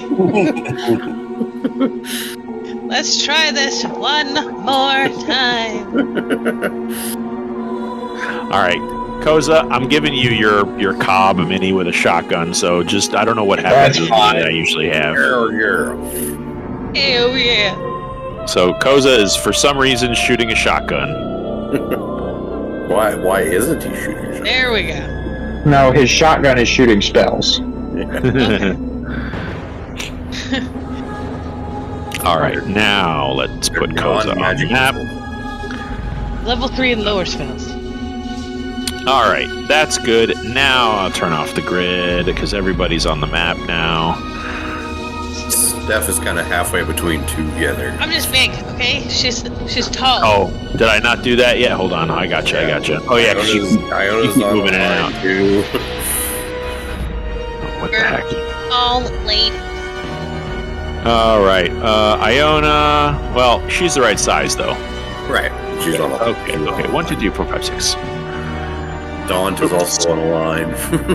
Yeah, that's okay. All right, I got it. Grid off. Okay, now we can start. All right. Iona and Baranor, you guys are closest to Daunt. Did I get a fresh perception from you guys? I don't think I did. Yeah, I did 25.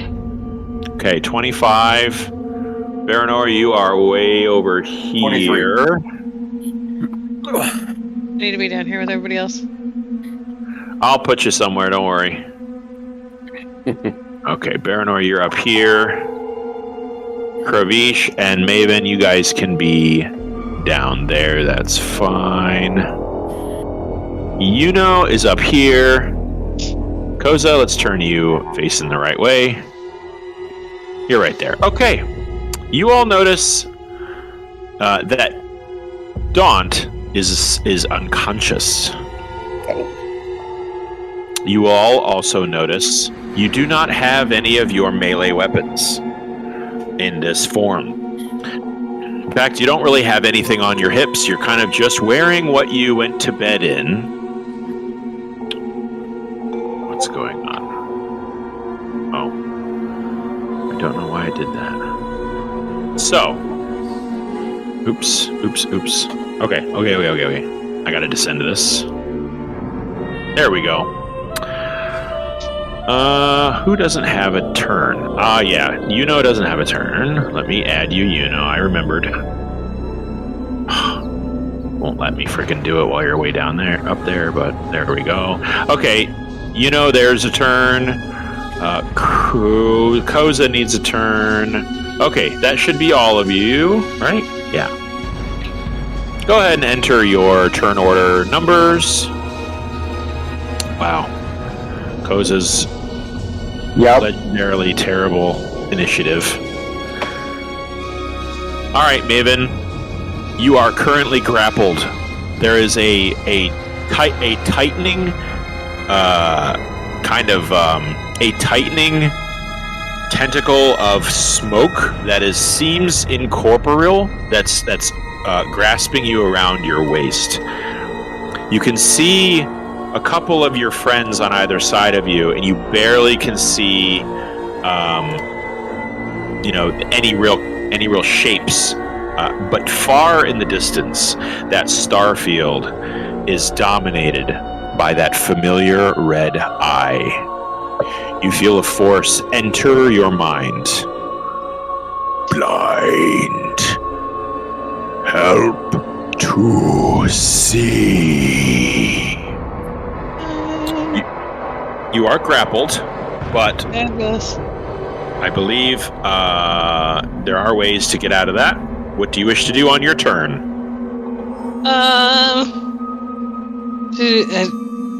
Probably just try to get out of its hold. So, I'm trying to figure out if hitting it until it lets me go would be easier than just trying to get ungrappled. I think I'll go with hit it until it lets me go as an option. Okay. Make all the attacks you're allowed to on a turn.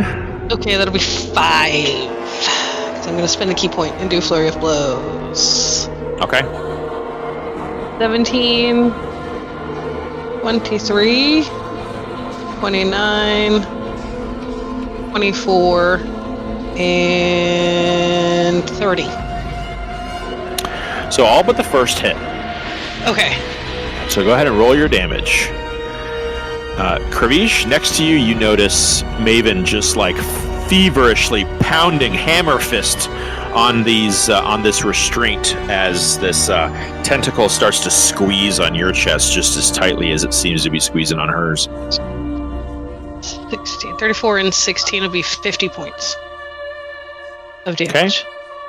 All right, your hands almost seem to go through this material. You hit it and it doesn't feel like it has a texture. As your hands just sort of almost pass through, they hit some sort of a smooth barrier, but it also feels gelatinous and wet and dry all at the same time. It's very, very strange. It's an interesting sensation. Iona, as you float here, held aloft by this tentacle of blackness, you notice your friends also similarly restrained. You are also grappled. Okay, have I seen the way that Maven a fist sort of went through it? Well, you are right next to her, so yeah, I would say so. Okay, in that case, I'm gonna try and do more of it may not even work, but I am going to Word of Radiance it, because it's right up against me. Couldn't it be Yuno's turn?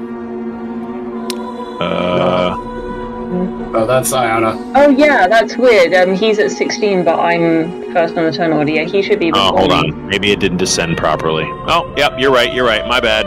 Yep, my bad. Okay, contemplate your turn, Iona. Hold on. You're up next. Sorry. Please hold. I'm gonna hold an action. I'm gonna hold a firebolt spell. Mm-hmm. Okay. Until kind of something weird happens, something appears. Somebody starts attacking. Okay, well, I need you to make a strength saving throw as that grip around your waist grows tighter and tighter and tighter. 6. 6. Not going to be good enough. You're going to take 27 points of bludgeoning damage as this thing squeezes your ribs, and you can feel your ribs pop and creak and crack and almost taste blood at the back of your throat.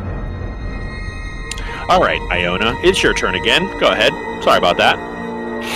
Okay, Word of Radiance. Let's see what happens there. Spell save, DC, what is that? Wisdom? It's Con, actually, for Word of Radiance. Con? Why doesn't it say? It just... It says in mine, and you're not seeing it in my... I guess you're not seeing what I clicked on the show spell description and it posted a little blurb, but it doesn't really say anything about it. Oh well. Yeah. Oh yeah, I have. You can put it up there if you want. Yeah. Alright, I got a natural 20.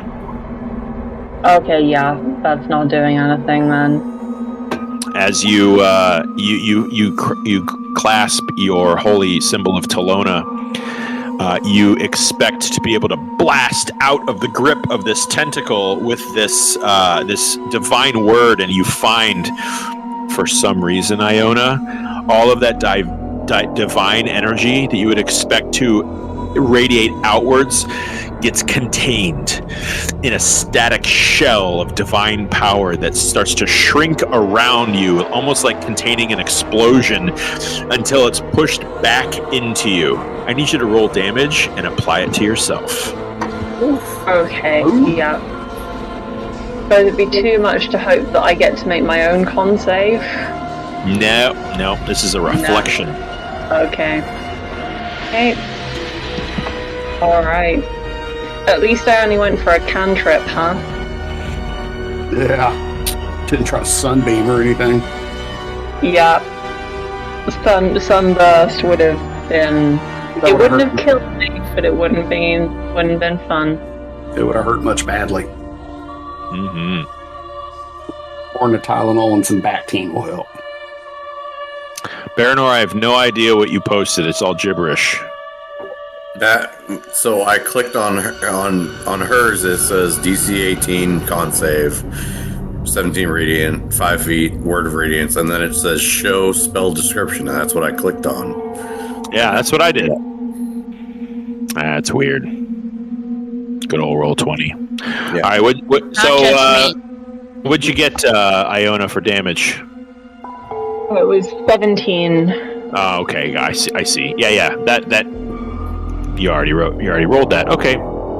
So you take 17 points of radiant damage, but the damage feels different. It doesn't feel like radiance. It feels like the opposite. If there were dark damage, you'd take that instead. No, it's not necrotic. It's not like rotting or withering. It's just the absence of radiance in a horrible way. Kravish, you are grappled. It does not stop you from acting. You just have a speed of 0. Okay. I'm going to use my bonus action to Misty Step. All right. I need you to make a Constitution saving throw.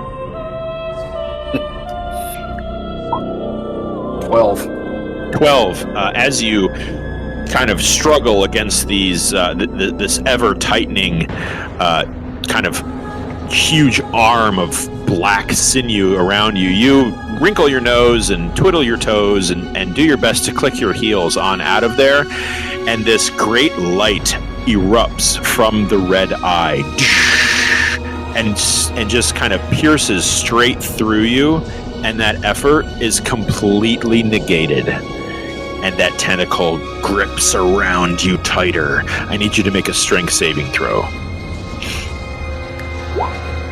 11. You feel your chest start to tighten where it has nowhere else to go. You also feel your ribs start to squeak and squeal. Your scales start to bend over each other, making room, and it squeezes you hard. You take 22 points of bludgeoning damage. Baranor. Yeah.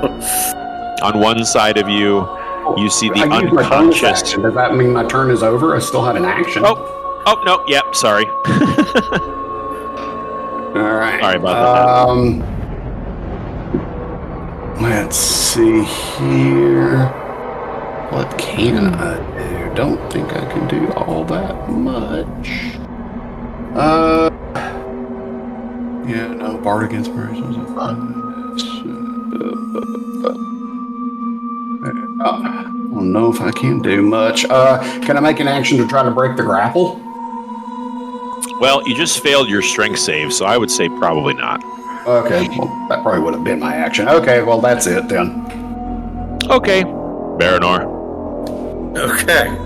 You got an unconscious Daunt next to you, and you just watched Iona and Kravish just kind of get squeezed. You can't really see Yuno and Koza. They're a little too far away. Okay. Do I have that arm free? Yeah, you can act with both hands. Okay. You just can't move. All right, I'm going to conjure one of my what are they called? Blades. Psychic blade, and toss it kind of in the direction of Dawn. Let's see how far I can actually throw it. 70 feet. I don't need 70 feet, but I'll throw it in the general direction of Dawn, but not toward, like, I don't know, right about here. All right. And try and teleport to that spot using psychic teleportation. Okay. It's not a spell. No. Just make an attack and beat a 25. You're going for something very specific. So you're trying to get into like open space around him? Yeah, I'm just trying to, like, I'm trying to do my version of what Pravish tried to do with Misty Step, but mine's teleportation. All right. So yeah, just make an attack and beat a 25. Okay. Soul Knife, that's the goddamn name. So close. I can add Psychic Knack to that. What's it called? Psychic Homing Strike. I can add a D8 to that. At 29 now. As you toss your purple energied blade through the air, you feel this needle in your mind. And there's instantly you get an emotion of frustration as that, and it's an alien feeling to you. It's not your own. There's an intrusion that kind of sneaks through the psychic energy that you just threw into your mind and then gets pulled out as your knife detonates about 3 or 4 feet away from Daunt. And then you feel that tentacle squeezing on you. I need you to make a quick strength save. 17. So you would have taken half, but you're going to take a quarter as you are in the process of teleporting. You're going to take 8 points of bludgeoning damage as your form dematerializes from where you were and appears right next to Daunt. You are now floating free. I'm not exactly sure if you're aware of how it works when you float with your, but it's all about your intelligence mod times a certain number of feet. Let me look it up real quick. Oh, I'm screwed. So we need to work on getting out of his bindings. Got it. Okay, my intelligence isn't that bad. It's just not my strongest area. Never saw much for book learning, did you? It's 3. Okay, so you can move 3 times your intelligence score, not modifier, score. 3 times your intelligence modifier in feet. 3 times that? Yeah, whatever your intelligence mod is 3 times that. That's how much you can move. Oh, that's actually pretty good. All right. You are there. That's almost as fast as I move in real life, or not in real life, but on land speed. Okay. Don is unconscious though. Does he look like he's injured or just knocked out? You just arrived. You just can kind of see his form sort of slumped over the tentacle that's grasping him. It's difficult to tell if he's... You can't really see anything about his condition. He's just bathed in that orange light. I misspoke earlier. You can see, everyone can see everyone now because you're all bathed in this orange light coming from the eye. Okay. I'm gonna, as an action now, conjure another dagger and throw it actually at the tentacle that is holding Daunt. All right, make another attack. Okay. Does a 20 hit? A 20 would hit. Okay. Do I just roll damage as normal, or? Yep. Give me some damage. All right. 11 psychic damage. All right. Psychic damage. You feel, again, this strange connection through your psychic energy that you don't usually feel when you throw this weapon. And again, it sticks hard in your mind like a razor through your brain. It's very uncomfortable, but you feel yourself establish a connection to the entity, and that psychic energy slices through and releases Daunt. Okay. Those tentacles begin to, and by the way, there's these all around you. All are these slowly undulating tentacles, and they begin to retreat. The field is a little cleaner right now, and Daunt appears to be free. He is still unconscious. Okay. I'll move up closer to him and then end my turn. Okay. Koza with Maven after you. Okay. I assume I'm also wrapped up in a tentacle. Oh yeah, big one for you. You're a big boy. Well, then I'm gonna try to get out of that bitch. All right. Well, give me a strength saving throw, or actually, give me an athletics check. Oh well. That's all right. You can keep that 17 and add it to whatever an athletics check will give you. Athletics is +2, so it's the same thing. Same thing. Okay. Yeah, you fight and struggle and wriggle against this thing, and it just grasps you tighter and tighter and tighter. You're going to take 13 points of bludgeoning damage as it tightens its grip even harder around you. It's getting out of this by brute force doesn't seem to be an option. But I will allow you to do something else. You can use a full action, just not to get out. What if I cast Thunder Wave? Is that a save on my part, right? Yeah, it's a con save. Con save. Wow. Okay, so that's a 29. Okay, that passes. You still take half damage, though. But just All right. barely. That's 2d8 thunder damage. Alright, we'll call that 2. Uh-huh. You feel a very... You're not pushed 10 feet away, unfortunately, because you passed. Yeah. The grip grows even tighter. Doesn't do any additional damage, but you feel that thunder energy reverberate through the tentacle and cause it to quiver that you wouldn't expect. But it holds its grip. Shit. Maven, you're up. Okay, well, since nothing is working, can I just ask it, how would we help you see? Hold on, Maven. You don't have a tentacle. What the hell? I'm fancy, Hold on. okay? I have to make this horrible. I have to make this horrible. I have to give you a tentacle. Hold on.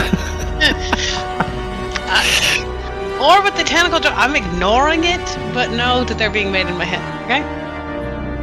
Yeah. Jesus. Sure. Sure thing. There you go. Okay. You're speaking to it.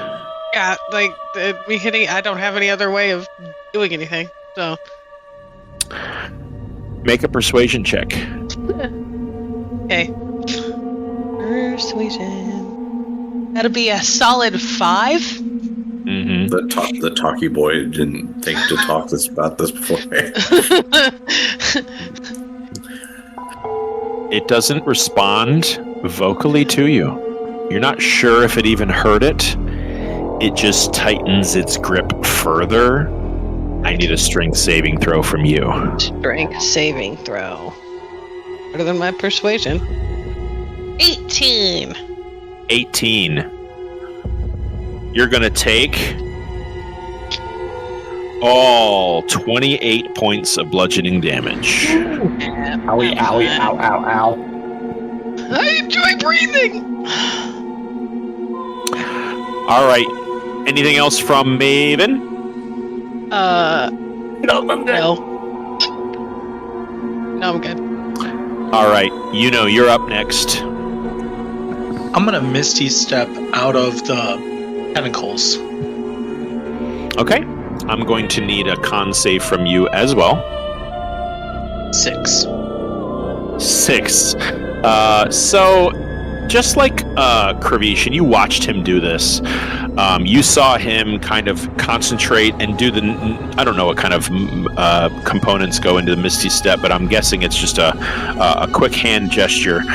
You notice it didn't result in his desired outcome, so you figured you're better at the arcane, and you wave your hand, and that tentacle, the very end of the tentacle that's wrapped around your wrist, or wrapped around your waist, quickly darts around your hand and muffles your ability to cast that spell, and all of it tightens once again. I need one more strength save. 19. What was that? 19. 19? Okay. Unfortunately, Roll good on. you don't you don't escape the pain, but you do lessen it. So you're going to take 11 points of bludgeoning damage, and you're not going anywhere. But you still have your action. I'm gonna do nothing.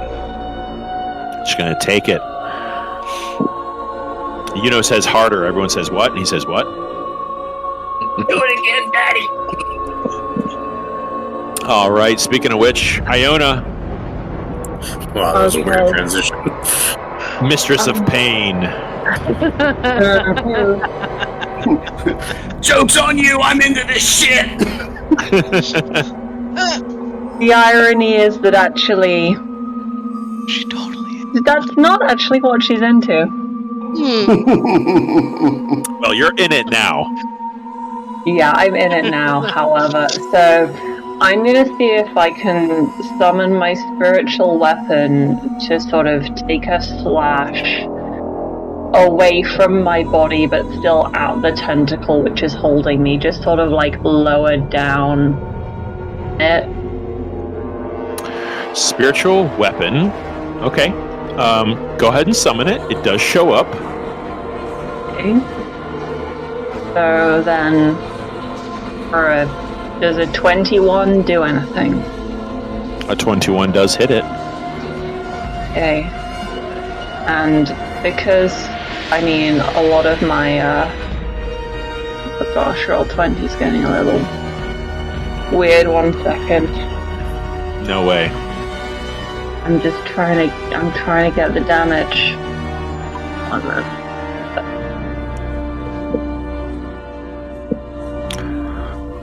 Oh my god, Bogey. What? I have another computer up. It's the one I use to record, and I have that on the main chat to look at all the memes, and all I keep seeing is Spock saying harder over and over again. Oh, I'm just God. I want to look at something else now. Okay, because I'm having kind of bad time, I'm gonna upcast spiritual weapon just because I have a feeling that my other sort of area of effect spells won't do as much. Or actually, am I? No, I don't want to get hurt badly if this doesn't work out, so I'm going to do level 2. So for 11 force damage, what happens? Alright, with 11 force damage, I'm going to make a little bit of a reaction roll. It's not using his reaction. Not great. Okay, your spiritual weapon cuts right through that tentacle and frees you. Let me back this up a little. You are now free floating, and you all hear this resounding of frustration and pain. The eye winces and almost looks like the cloud of black and stars somewhat retreats slightly.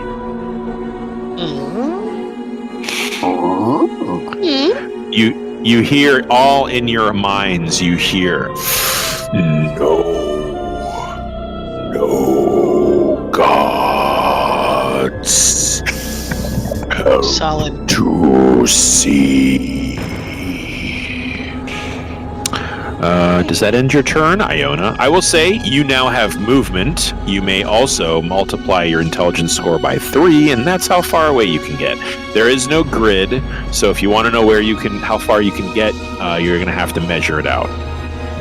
Like there's no snap to cell. That's kind of how it works. I mean, that's still quite a way. In fact, I can get most does it say places. Hold on, it says mile. Let me change the value here so that... Okay. Grid cell distance is 5 feet. Okay, try that. Yeah, okay, so three times my intelligence. Yeah, I can still get most places, but to be honest, I think spreading out may be the way to go on this one, though honestly God knows what this thing has going on. So for my action, I'm actually going to take the dodge action. I have no idea what it may or may not throw at me, but it's released me, and I'd like to stay released. Gotcha. I will say that the tentacles that let go of Baranor, Iona, and Daunt, I'm going to make them really kind of retreating away. If you can see that. Okay. All right. Is that all for your turn? Yeah, I think that will be my turn. All right. Krabish, you're still grappled, bud. Yep. All right. I am going to attack the claw using my retractable claws. It takes no action for them to come out. I am going to try to swipe at it. You mean the tentacle? Yep. Okay. You said attack the claw. Tentacle. I'm going to use my claws to attack the tentacle. Gotcha. Okay. Go for it. All right. First attack, 17. All right. Your claws just sort of scrape nothing. Your hands almost pass through it as if the tentacle itself is liquid, but you feel no texture of water. It just sort of like pierces through quickly, and then as you withdraw your hand, it kind of reconstitutes itself instantly. Okay, so did not hit. Okay. Second attack. Even worse. Okay. So Yeah, I'll slice just like- at it, and then I will scream, "What do you want us to see?" Make a persuasion check. And also a strength saving throw, because that tentacle is going to wrap around you tighter. You just tried to attack it twice and missed. It's a 26 persuasion. And strength save 22. Strength save at 22. You're going to take half of this. You're only going to take 9 points of bludgeoning damage as it squeezes around you, and it actually squeezes your breath, and before your breath is kind of pushed out of your lungs, you shout your question at it, and it relaxes slightly. There is a response after a time. You see nothing. Must help to see. Is that your turn? Yeah, can't do much anything else other than just say, well, this is one hell of a recruitment drive. Baranor, you are next. All right, I'm going to kind of put a hand out to Don and kind of like shake his shoulder, like, "Hey, you good?" He just kind of shakes a little. Any response at all? I will say that you don't notice like any blood or cuts or bruises. He looks perfectly healthy. He's just unconscious. And no, your shaking does nothing to rouse him. Okay. And unfortunately, I'm going to count that as your action. That's fine. Guys, All right. he's not responding. Koza, you're next. Well, Thunderwave didn't work. So I'm gonna try... Have it? No, I don't. Well, they're nuclear. Where did it go? I can hear someone's video playing. I don't know who that is. Okay, I'm gonna try Inflict Wounds. All right. Which is just a melee spell attack. Do it. That's a 9, I think. Yeah. What's the type of magic? Is that necrotic? Yeah. Yeah. As you grasp hold of this tentacle and force that necrotic energy into it, nothing happens. It's like the magic and just kind of got choked up in your mouth before you even could finish the incantation. I will give you a chance to struggle free, though. Yeah, I was gonna say, I don't suppose that's a free action. No, I'll grant you an Another athletics check. Yeah.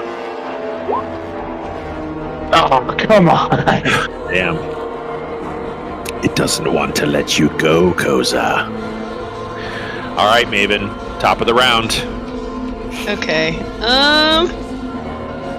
So I'm guessing I noticed that everything started like retreating after Iona did the radiant damage. So I'm gonna try to do a radiant sunbolt at any point on the tentacle 30 feet from me. Okay. And it'll be 23 to hit. That hits.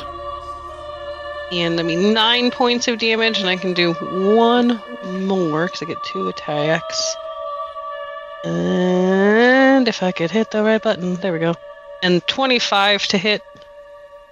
That also hits. And 8 points of damage, so 17. As you, I'm guessing you like fire these like Captain Marvel. Yes. Kind of like rocket them from your fists. As you do that, you and everyone here hears this terrible shriek. It lets go of you, retreats, and lets go of everyone else. You're welcome.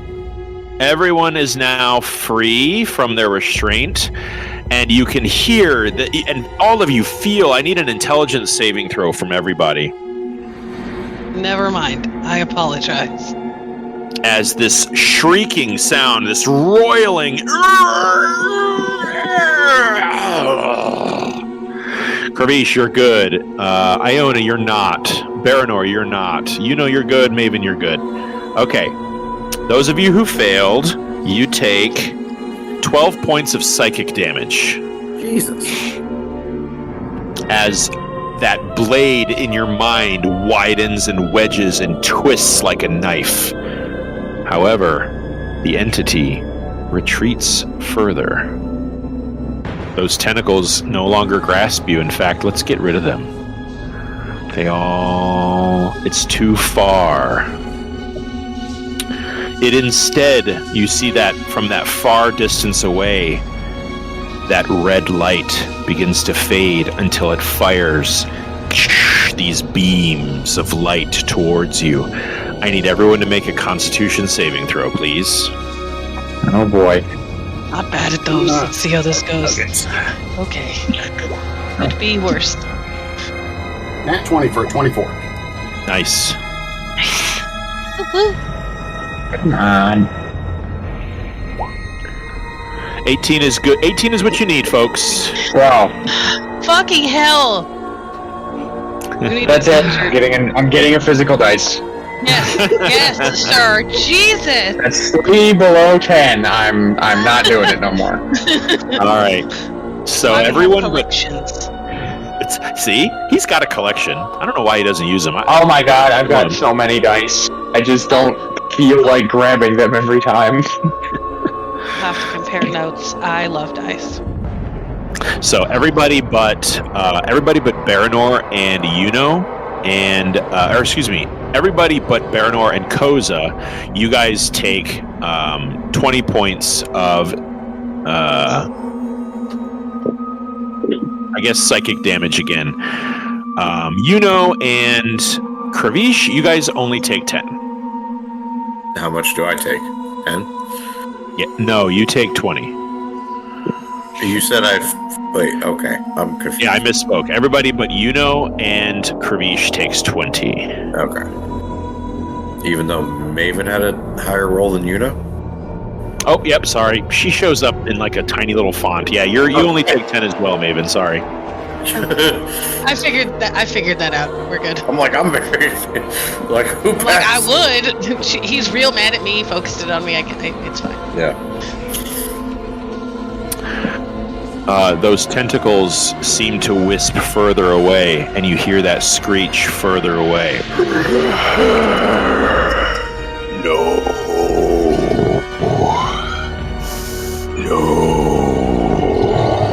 It retreats further. Must see. Must help to see. And disappears into the distance of the starfield. You all wake in the morning. Perfectly rested. Let me get the music a little better. Yeah, let's do this.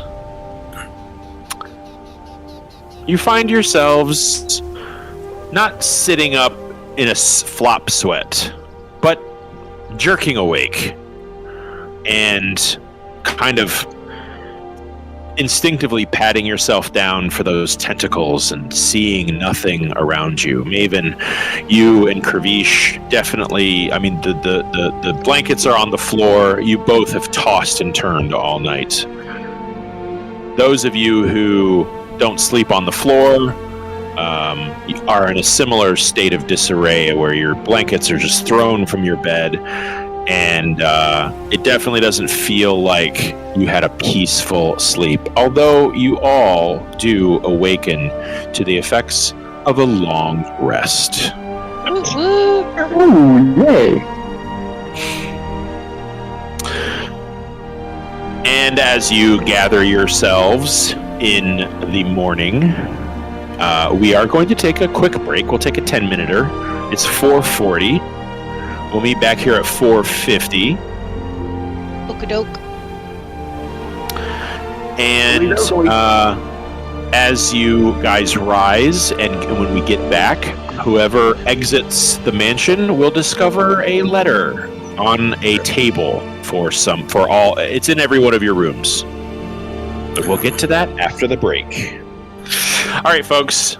We'll meet back here at 4:50 Eastern Standard Time. All right?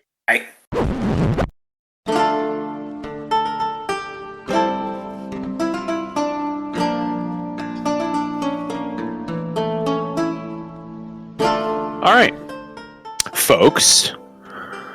So the mood at the moment is a little tense. Why don't we? And like I said, at least Daunt seems regularly eager to leave the mansion. He grabs, whatever the servants are serving, whether it's like a pile of sausage and potatoes, stuffs his mouth, and looks like he's just gonna walk his way out to the front of the mansion just like normal. Does anybody else want to do anything while you're getting ready in the morning? Let's start down the list. Let's start with Baranor, Luna, and Fenrir. Baranor is kind of in shock about what happened last night, and is just kind of like a bit of a haze. He's like walks out a little like beady eye, like Did anyone else have that same dream? And we're all like, yes, collective consciousness, freaky dream. Yeah, Don's just kind of on his way out. He's like, "What dream? No, I didn't dream anything last night. Anyway, you guys all right?" No. Stick side eye. Define all right. Hey, you all look like you've been through the ringer. We've got a big day ahead of us. You sure you got some rest? Not the best of rests. No. You were in the dream, Dawn. Out of it the whole time, though, so... Dawn's going to kind of walk up to Baranor, and he's going to touch your head, and he's going to grant cure wounds. Just, you're at full health, but you get the feeling that he feels like you could use it. So, hold on a second. Well, don't waste a spell slot on me. You only have 2 of them. You're going to get 3. Actually, you're going to get 3 non-temporary hit points. All right, cool. that don't count for anything, but he gives them to you anyway, and it doesn't really make you look any better. And he looks confused and a little worried. He's like, "Yeah, you all look terrible. What happened?" Yeah, I mean, that eye thing. What? And he kind of like he kind of looks at you confused, like, "What? Oh, he's big." Yeah. You all saw this? Yeah, you were there too. You were just unconscious the entire time. It's weird, side eye. He kind of like looks down and he's like, "Yeah, of course I was unconscious. I was asleep, mate." And he just kind of looks at you all. Everybody go ahead and roll insight. I could feel you all. I could feel your little hairs on the back of your necks. Mighty senses are tingling. Everybody go ahead and roll insight. Jeez.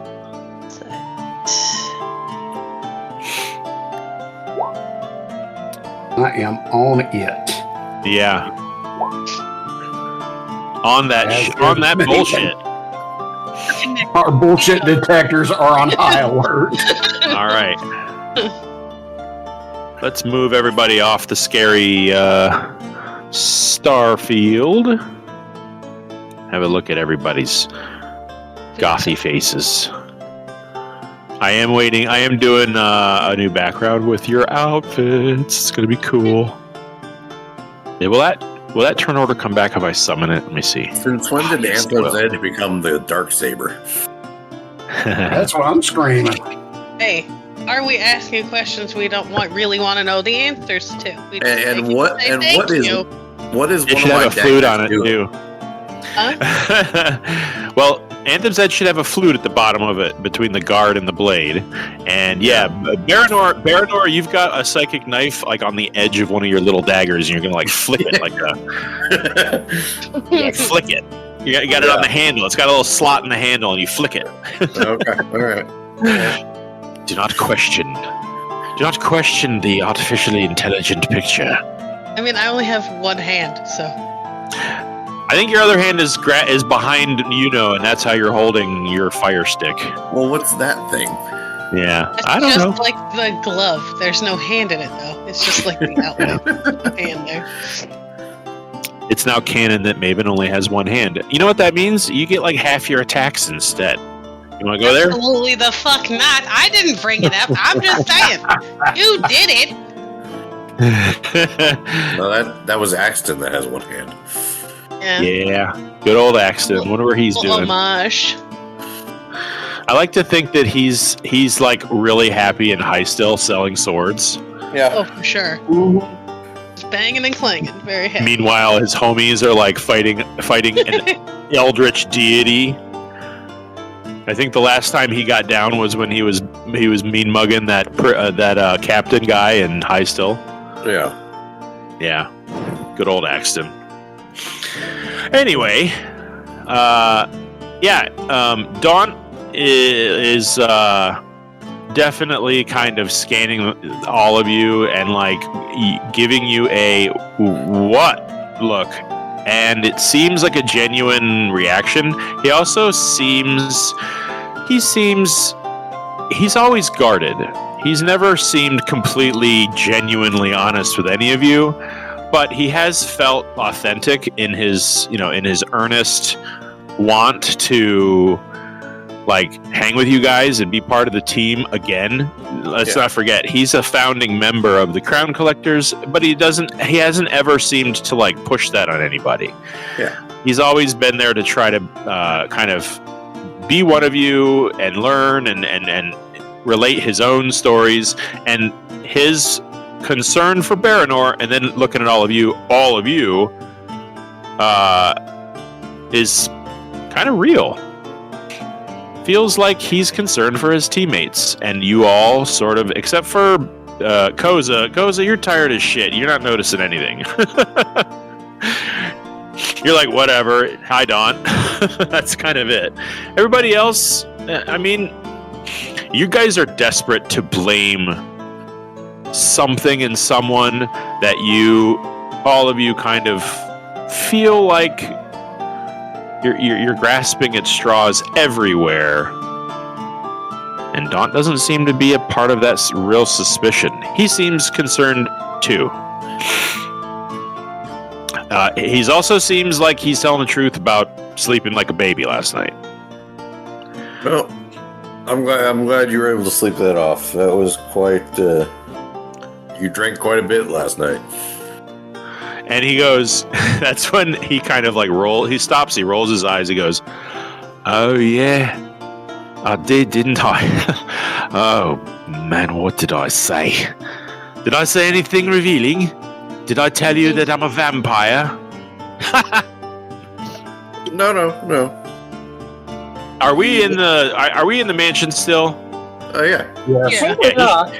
Yeah, he looks at he walks up to you, he kind of brushes off your shoulders, he goes, "Now that's style," and he goes poof, and he dons a even more Dracula version of Yuno's Dracula cloak and huge peaked high collar, and he's like, and he's got pale skin and he's got fangs out.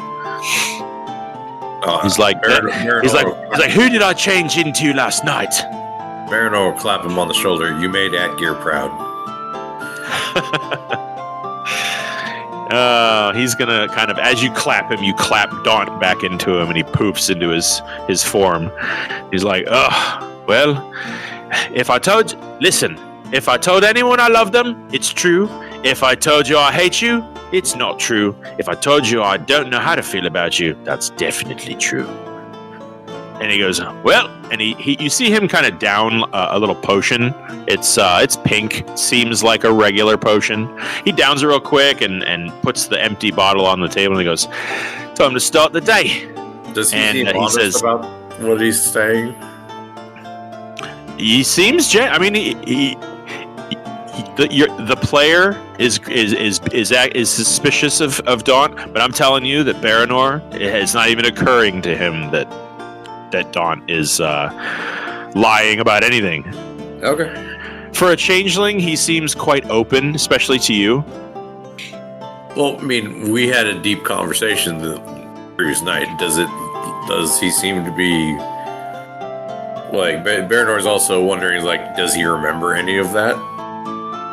I'm gonna say it doesn't seem he doesn't seem awkward or embarrassed. Okay. He doesn't bring it. He doesn't bring that up. Okay. But that's kind of all you get. All right, sounds good. Yeah. Let's see, Krivish. Yo. You, Maven, Ellie, you guys bunked together. How do you start your day after everything that happened? You do watch Daunt kind of hang around for a little bit, and he starts to make his way out the front door. Looks like Baranor's not far behind him. What are you three up to? Are we going to see the trial here today, or do we not really have a date yet? So, to that point, there is a letter in every one of y'all's rooms. Those of you if you all bunked in the mansion, when you get to your rooms to sort of, secure it up, you do find a letter in there. It's addressed to each of you. To whom it may concern. We've been trying to reach you regarding your extended warranty. The good news. Yeah, in Dawn and Baranor's room. Is that what we said? Yeah. And then Kravish, Iona, Maven in your room, and in Yuno and Koza's room, there is a letter that's addressed to each of you. You open it up. It's as you pop it open, nothing explodes, so they're not trapped. Thank God. And it reads as follows. To the crown collectors, your presence is requested and regarded with reverence towards the Triarchy. That's kind of all it says. Aside from, signed beneath it. So it gives no time or date or anything like that? It does not say anything about a time or date. It just says your presence is requested with the blessings to the Triarchy, and then it's signed underneath it like Chancellor Phoenix, foreign relations commissioner, and things like that. An official like stationary ending. Mm-hmm. A real business letter. There is the symbol of the Triarchy. It's the three lines on a red field, stuff like that. Mm-hmm. It does. It feels very official. Well, seeing as that there's no time or date on this, I would wager they're saying, like, how does now work for you? They're here to talk to you about the Lord and Savior. Mm-hmm. Okay. Yeah, Daunt's going to grasp one of the letters and read it and say, right, those of us have glamour armor, best to use it. And Daunt is going to twist. He's going to stay in his dark skin form, but he's going to twist, and his hair is going to be like a beautiful straight Steve Harrington from Stranger Things kind of coif behind his head, and he's going to wear just a straight black floor to shoulders to floor sleeveless trench coat, just black leather, high collar in the back, and heavy dark around the eyes. And Daunt's going to step aside and wait for everybody else. Yep. Okay, are we going to wear our fancy outfits, or are we going to wear our armor?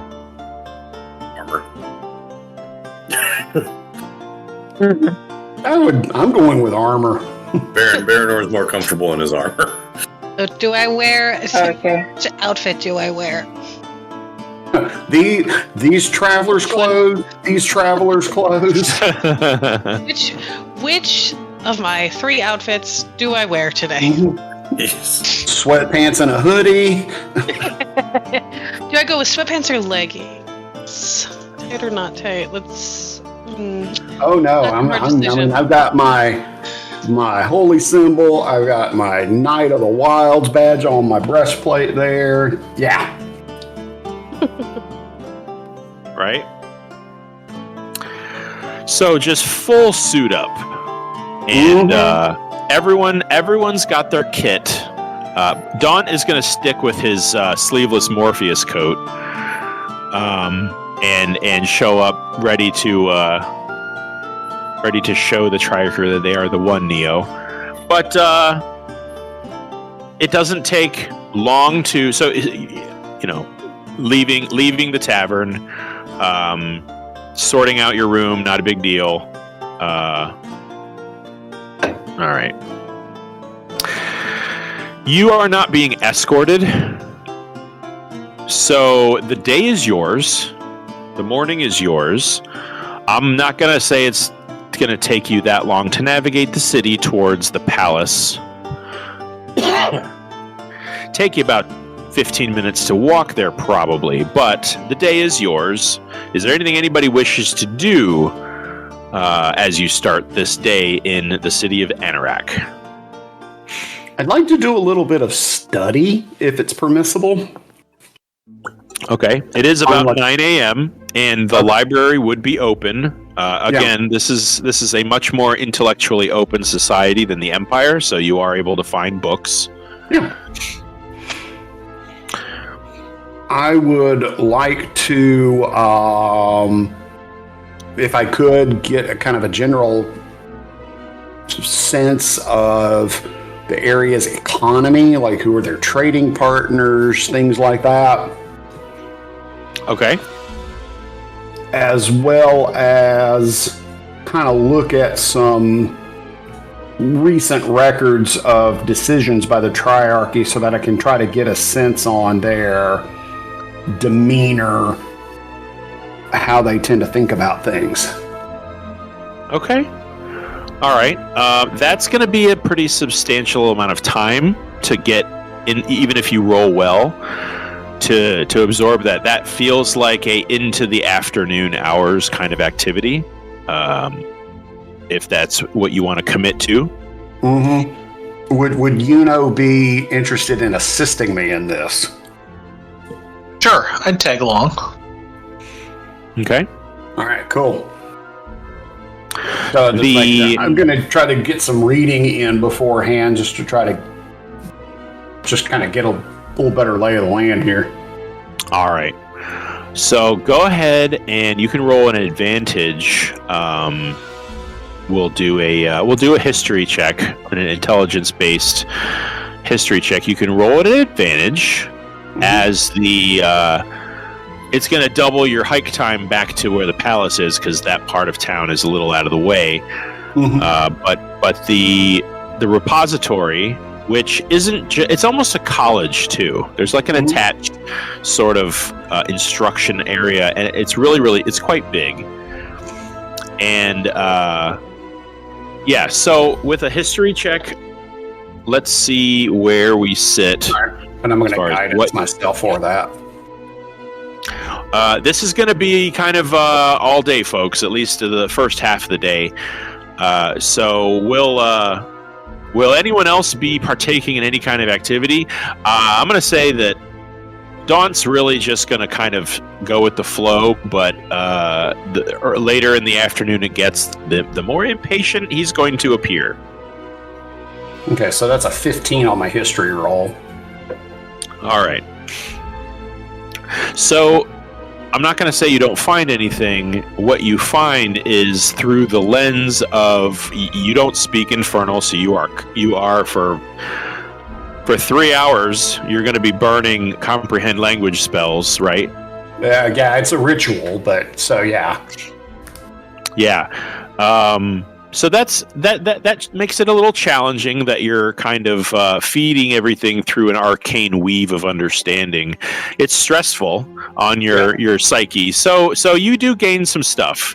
It's just a little strained. It feels like reading here is not as enjoyable as you would like. Right. It is laborious. Yeah. So you wish to know a bit about tiefling culture. What were the other subjects you were interested in? Economy. Like, who are their major trading partners? What are their major imports, exports? Yeah. Okay. And any recent transcripts or recordings of any, encounters with the Triarchy, like in public meetings or something like that, if such a thing is available. Just to try to get a sense for the personalities of the, or how they tend to rule on things. Right. Okay. So, when it comes to the Triarchy, that's the first bit of information that you're kind of able to learn about. It's a kind of a new title. It's meant to be a monarchy, but usually leading up to their rule, which I'm going to pull that up real quick. So, all right, Velthrazian, he's the red-skinned tiefling of the three of them, and he is the one who holds like the hereditary power. His family has ruled Anorak since its inception. It's been one long dynasty. The difference is all of his ancestors had husbands or wives. He has both, and but he and you do learn that he kind of amended his power to be equal with his spouses. So they are all literally like on the same level, ruling this kingdom, and they have been for about 73 years. I believe last session someone commented that seems long for a tiefling. It sort of does, but it's all there in the documents. That's kind of all you get about the triarchy, though. You don't really get a sense too much about their relationships with anybody. It seems like you got a lot of historical data. That's kind of it. Okay. The economy is almost exclusively imported. And the tiefling society is exceptionally wealthy. You're not exactly sure why. You're pretty sure that there is a lot of talk about buried wealth or inherent wealth in the land, and you do know that you learn that there is a mining operation of various things somewhere under Anorak. So they seem like in a very independently wealthy society, especially the crown. They hold sway over, you're guessing, probably 70% of the nation's wealth. And it's all pretty much trade. Very little trade with the north. If I go to the map real quick. Very little trade with the north above, which are the Skiari Archipelago. That's all very infrequent, as it is much more tribal than any civilization, really. And to the west, they trade with the people of the Izumi Islands. Okay. I'll say that you come across the name of what seems like a syndicate of some kind of like your outfit, only they call themselves the Black Silk. It seems a little more criminal. I mean, the syndicate is pretty criminal. Yeah. But these guys seem a little darker. You also hear something about the Bamboo Pact. You don't know what that means, if that's a group or a document or something. Okay. And like I said, the economy is their currency goes out to the west. They spend it and they bring in pretty much everything they have. So you do get a sense of this Western culture's influence through trade, but not much. So they have very little to do with the East, even from any kind of trading perspective with Valandiir. Yeah. They know of. I'm going to say you don't find anything about the Zephan Empire in their books. Probably because you didn't know where to look, because you didn't have enough time to get it all done. Sure. Okay, so nothing about the Zephan Empire. You read a little bit about the Lorien Kingdom, which was the Zephan Empire's predecessor. How it was very long spanning. It was almost like a 1,500-year empire. And you get a little snippet about that. So yeah, they don't really have a lot of interest in the East. You get the feeling like these guys are considered the East of the world in their view of the planet. Sure. So, yeah, that's okay. It's kind of I appreciate it. you trudging along with me with this. Yeah. So, as you're kind of sitting there, I'm going to say that you do see somebody who is across the library and catches your eye, and he just smiles at you. He seems friendly, and it's this guy. He doesn't say anything. He just kind of looks up, gives you a smile, goes back to his book. Seems kind of unassuming. Mm-hmm. You also see several other tieflings that smile at you and look. You seem a little interesting to them, which, let's be honest, Kravish is used to that. Mm-hmm. He's used to people thinking he's interesting. Yeah, maybe a little unnerved, but open. But that's where you get by the end of your research. Okay. Sorry, man. Not much you can do with a 15. Bleh. That's cool. That's cool. I did what I could. Yeah. Okay. So, we're gonna call that about 1 o'clock. You kind of grabbed something on street food. Give me 5 silver, and we'll call it a street food meat on a stick. And everybody else has gathered in kind of the market square where you were. Is there anything anybody would have liked to have been doing during those 4 hours? Not really. Not really for Baranor. Baranor's kind of still a little bit overwhelmed being in a city this large. Yeah. It's just kind of tagging along with the rest of the group. Indeed. Well, as you guys are there any kind of trees stumbling through the streets? Any trees? Yeah. Give me an investigation check. Not like it would be in like New York City or London or something where they line the streets. Not like that. Right. You don't see that at all. It's all very fire and brimstone around here. That's what I figured. 30. A 30? You do find a tree. It is dead.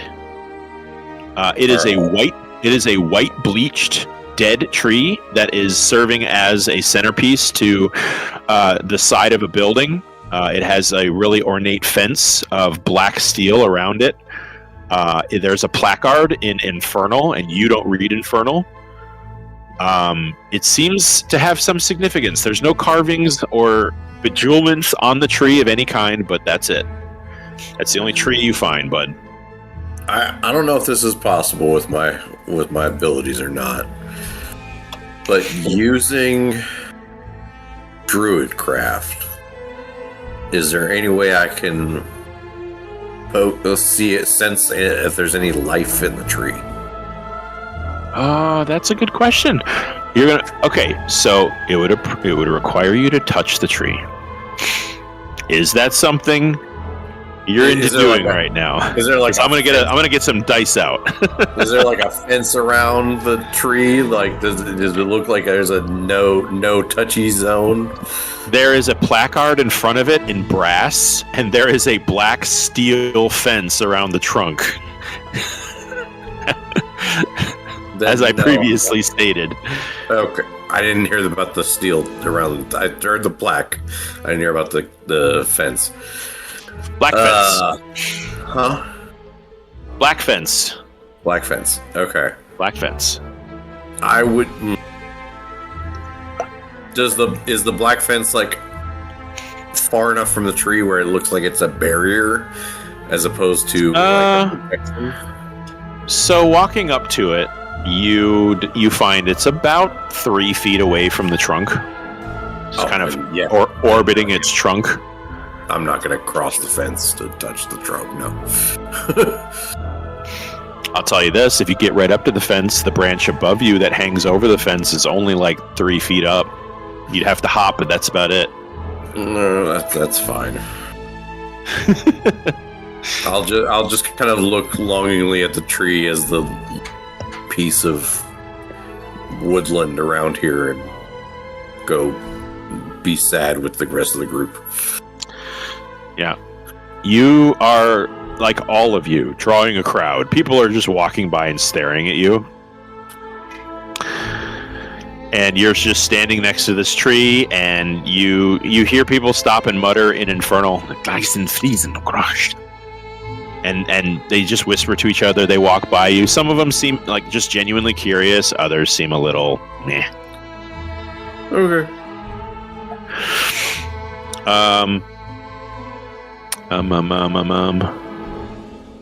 Here's wishing I actually had level 3 spells. Yeah. Iona. What is Iona doing during this time? And let's not forget about Koza and Maven. I think I may actually have tagged along with Kravish and Yuno to the library. I think I would want to figure out who I'd be facing down with the Triarchy meeting. All right. Give me you can give me a history check too. You're welcome to research. If you do better than Kravish, I'll give you some more. Okay, I will guidance myself also. No. I mean, I'm not from here. Ay. A 12 Gojo would have also is- followed them to the library. is not better. Well, then you know what? We'll. You must tell me these things before I get too far. So let's have you. You can roll it at advantage. So you can roll it again, really, or have Koza roll it, and that would be a history check. You should roll with advantage. Okay. I'll roll it That again. code for mine is terrible. Okay. Okay, yeah, we'll take that. We'll take a natural 20. Wow. Okay. So, let me get this stuff. All right. So, if you go into section content, you can see that coin of all three of them. Yeah. Yeah, okay. So the top is regarded as the base of power. That is Valthrasian Auric Voss. He has red skin. He has kind of gold-capped horns. He's very traditional tiefling. He's very handsome. And he is he's regarded as a scion of an ancient infernal bloodline. He rules through calculated generosity, rewarding loyalty lavishly, while quietly orchestrating the downfall of dissenters. He's very iron grip, but in a very refined and classy way, I guess. His empire thrives on trade and political manipulation, and with whispers that every rival he's ever had eventually becomes an ally or disappears. That is Valthrasian Auric Voss. He is known colloquially as Val, but that's like his friends and probably his spouses. Not us. I wouldn't recommend that, but do what you want. The younger of the three, Valandiir, and I believe I posted with that coin their names too. Yes, I did. Okay. Yeah. Okay. Valandiir Noctharis is the bottom left of that coin. He has black skin, blue hair, white horns. He's got a little chin T. And he is... he governs with kind of a cold precision. He believes in utmost about order, believing that fear is the purest form of stability. He was raised amid courtly betrayal, so the way he kind of met his spouses was his house was embroiled in sort of a civil war infight. So he trusts no one really fully. And his reign is marked by strict laws, subtle surveillance, and an eerie absence of open rebellion. You don't get the sense like anybody's organized against like this secret underground, rebellion. You don't get that here. You feel like everybody's kind of on board with the triarchy. Last but not least, certainly not according to her, the lower right of that coin is Sarah Fira, Virulith Duskrin. She is really stunningly beautiful. She's got light purple skin, purple hair, and she has not one but two sets of horns that sweep and curl about her head. That's kind of typical for female tieflings. You've seen females with two sets of horns. And she is just like dripping with regality. She wears like this beautiful, constantly beautiful, ever-changing glamour dress of purple and silver. And they are just a thing.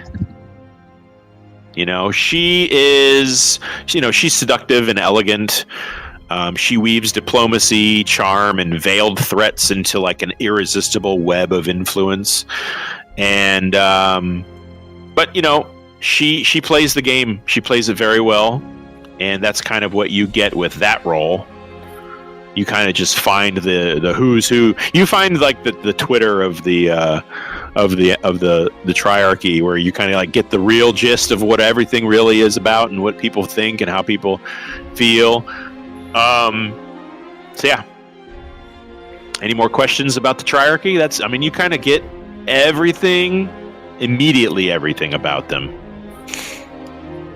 Good show. Yeah. So, yeah. Is there anything else you wanted to know about them? Is there anything on sort of... I mean, I know that they don't really do... Is there anything... Can I get anything on the treaty or their sort of political attitude towards the Empire? With that role? Yes, I will clue you in on the treaty. Here's the deal. You learn that these people that are asking you about the treaty, they're talking about an ancient treaty signed, okay, by...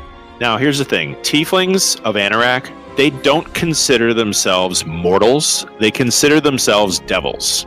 Even though they're technically humanoids, they don't consider themselves mortals. So they have often regarded the whole of mortal history as one. So they don't really distinguish between the Lorien Kingdom is different from the Zephan Empire. It's just when mortals lived. Does that make sense? Okay.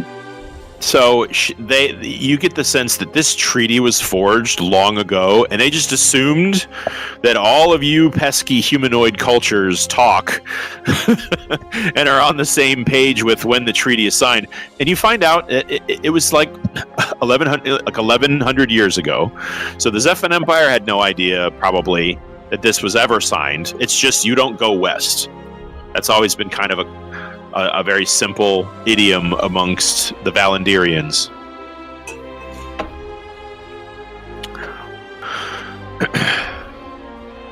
So, was she able to find out anything about the substance of the treaty? The substance?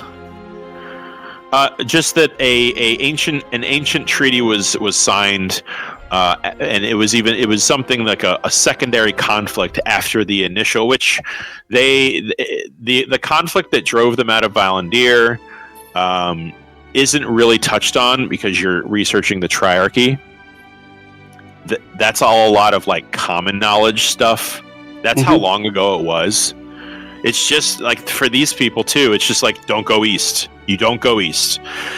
There are reports of tiefling incursions across to Baraxos that were repelled by the Imperial forces. Maybe they didn't send a lot of people, but that really didn't amount to anything. No declaration of war, no nothing like that. It was just like, hey, they tried their hand and got repelled, and that's it. That kind of stuff. Yeah.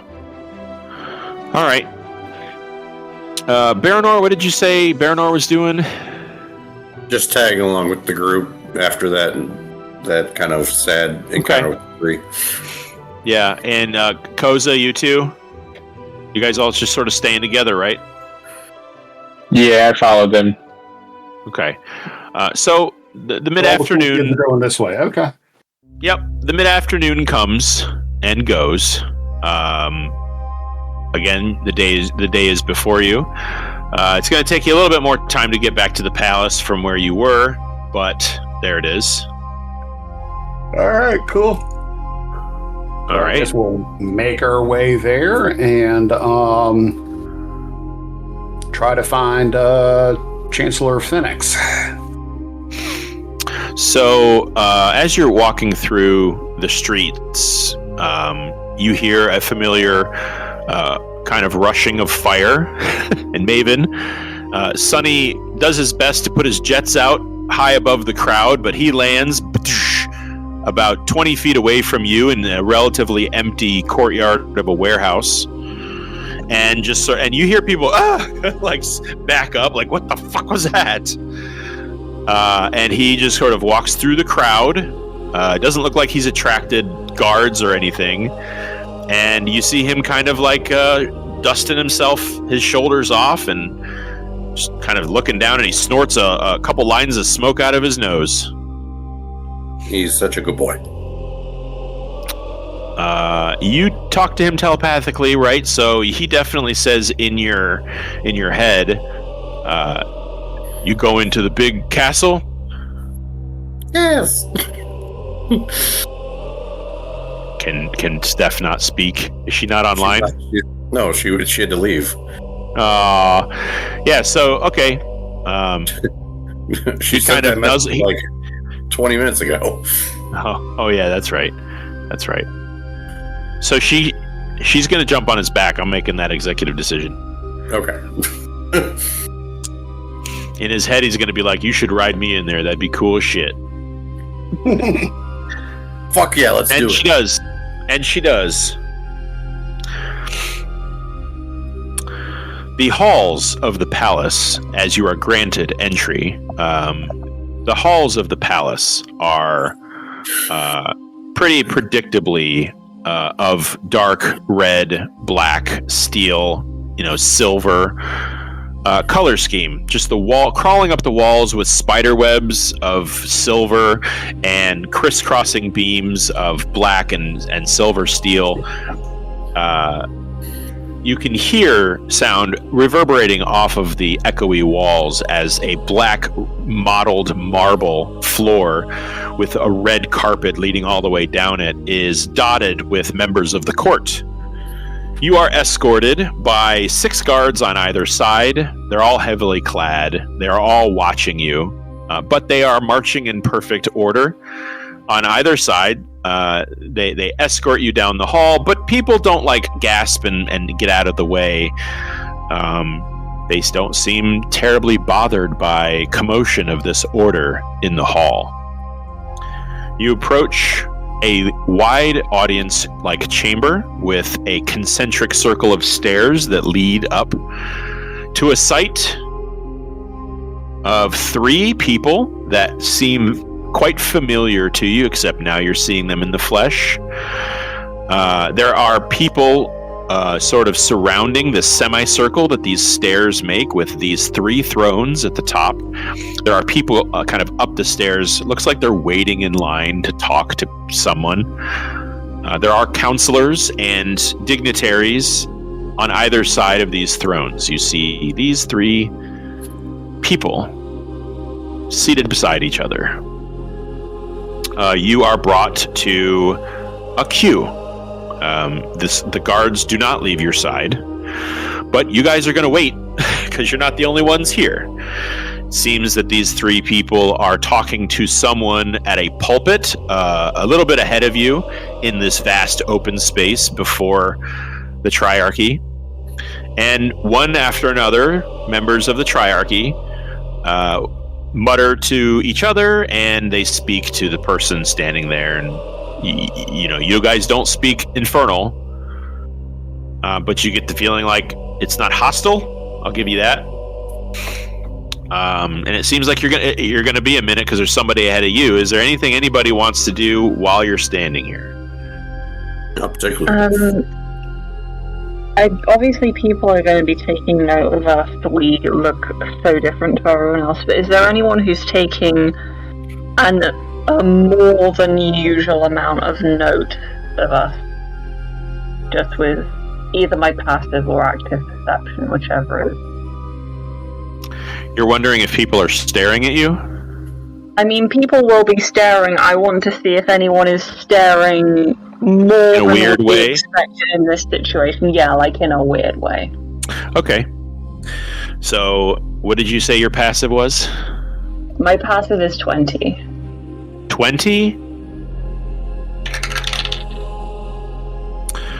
Yeah, there's someone in the crowd who is looking at you all. You're not exactly sure if they're looking. And the group of soldiers too.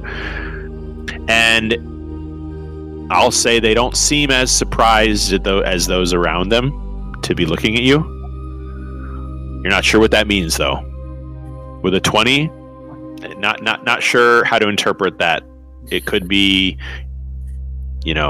this person heard you were in town, and this is and you're here, or I don't know, they know you. Not sure which. Okay. Do I want to make them realize that I've seen them or not.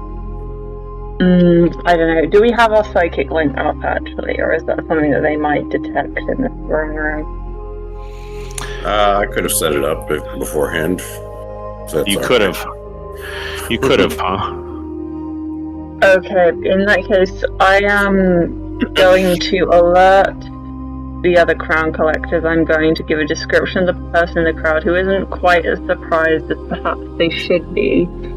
And then I'm going to say, do we want to acknowledge them? And would that be too unusual in this situation? We need to make sure we present ourselves well. Do we want to psych them out, or should we just mark them? And just keep an eye on them for right now.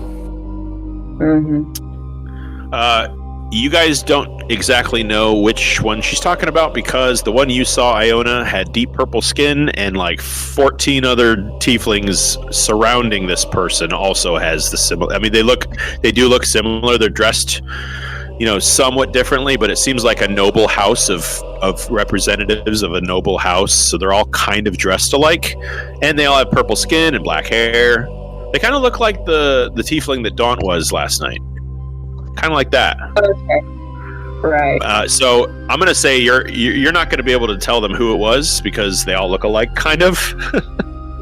And I'll but you, I'll let them know basic description and location in the crowd. It might not be perfect, but it'll give an idea of where something might come from if something comes from it. And so you kind of let everybody know the guy ahead of you, he goes forward, so you get moved to the front of the queue. All right. How about anybody else? I'm going to take this opportunity to motion that I want to cast a spell. I want to cast tongues. Who are you saying that to? Because it's kind of implied that you guys kind of keep it down while you're waiting. Right. So I would say that, as it looks like that things are coming to an end, as it looks like they're winding up, I'm gonna try to, as best I can, either through pantomime or common, try to ask them, is it possible for me to cast a spell for translating? Okay, I need you to roll a disadvantaged persuasion check, because they don't speak common. So you're talking to them, and they're looking at, they're not turning their head, but they're looking their eyes around. 15. 15. One of them kind of slowly leans a little towards the guy in front of him and says, "Das ist was?" And you can hear the other one, "Sinya, niete, niden." You can tell he's telling him, "Shut up, shut up." So you're pretty sure that didn't really get through. He didn't know what you wanted, and he's just okay. He just kind of straightens up. Sorry. All right. No, that's fine. They're just guards. Mm-hmm. Yeah. Anybody else? Koza, Nope. All right. And Maven, how about you? Maven and Baranor got nothing. Maven and Baranor, they're just marching in. Did you go to the bathroom before we came here? He did drink quite a bit of mulled wine. I mean, think about it. Koza can house it. He's got a barrel for a belly. Can I house it? Oh yeah. Mulled wine? I feel like we've seen in the past Koza. I feel like my past experiences with liquor are not great. Much to the opposite of that, yeah. That's liquor, though. Mulled wine is different. It's a real druid drink. Maven, go ahead. If I couldn't get that, I'm going to spend the rest of the time just trying to make try to lift a quiet little entreaty to the Platinum Dragon for, wisdom. Uh-huh.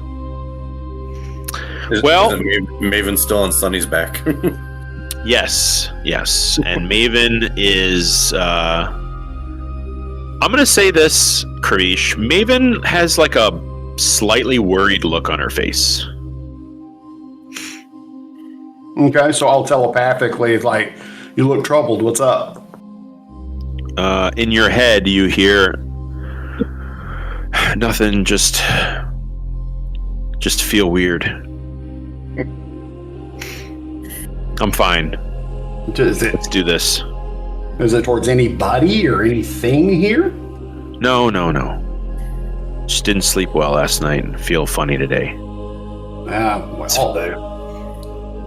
She's gonna kind of look at you and you've got your hand on her saddle. She kind of puts her hand on yours and taps it. She's like, "It's all right. I'm okay. I'll be fine." You are all called up next. The man before you, a hunched, fat tiefling of kind of a gray skin. He's got like stringy, balding black hair down to his shoulders. He's got like this really scratchy mustache. He just kind of toddles past you. He's got red eyes, and as he passes you, Kravish, I mean, he just stinks. Like he just gives off this slimy, filthy smell. Yeah, with a sulfur wrapped into it. Gotcha. Oh. And but you stand at a empty portion of the floor. There is what looks like a wide stone table of black marble.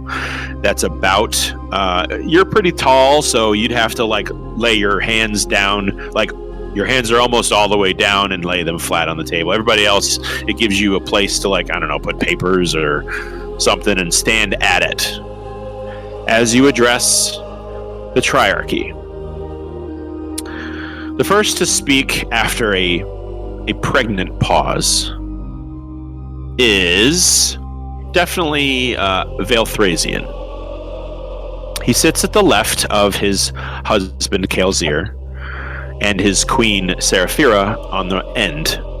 He raises his hand and says, "So, these are the crown collectors we have heard so much about. Caused a little commotion at the outer gate after trekking through the jungle of the island. Yes?" And the guards that surround the thrones, they all stand stock still, and one of them just kind of cricks his head, looking in you a little bit of a direction towards you. It's just something that you notice. "Before you speak, you must observe a courtesy. This is not the Empire. I am not saying that because you do not know. I know that you know. But you should also know that a treaty with your kind was long established and respected, and that you stomping through the woods towards our domain technically represents an act of war." And there's another little pause before Kael'zir in the middle just kind of switches position of his leg and kind of looks down his nose at all of you. And Valandiir sort of looks at his husband and back at you. "I have been advised by my beloved wife not to listen to a single word you have to say, and simply execute you on the spot. While my mate Kael'zir has counseled caution, patience. Who knows what we might learn. So, before you speak, Knights of the Wild, understand this. We take the sovereignty of our borders as seriously as any empire. Note that when you raise your tone or raise your voice." It's that moment that Kael'zir switches his leg back slowly to where it was, maybe more relaxed. "So, you are adventurers, yes? Yes, Your Majesty. We are adventurers. As you were informed, our group is called the Crown Collectors. At that moment, Seraphira sits up in her seat a little. Her voice, by the way, I need everyone to make a wisdom saving throw. Her voice is enchanting. It does something to you. 27. It sends shivers down your spine. Her voice. So wisdom save from the entire party. Natural 20. All right. Let me roll for Daunt. Daunt got a very high 18 for his wisdom. You got a dirty 20, you said, Koza? I got a natural 20. Natural 20. So, Iona and Baranor, both of you lock eyes with this person, this female tiefling on her throne. She has a silver and purple dress that just shimmers with ethereal beauty, and her voice coaxes you into a charmed state. Oh, then I need to roll an advantage then. Okay. Oh yeah, I think not any better. I have that as well. A Fey ancestry. So yeah, I'm charmed. Yes, you are. Yeah. You pretty. Okay, I think I'm alright then. For a 27. Damn. All right. Yeah. So as you stand before the Triarchy at this pulpit, Seraphira stands to her feet quickly. And she walks down the steps with this very high heel boot on marble, click clock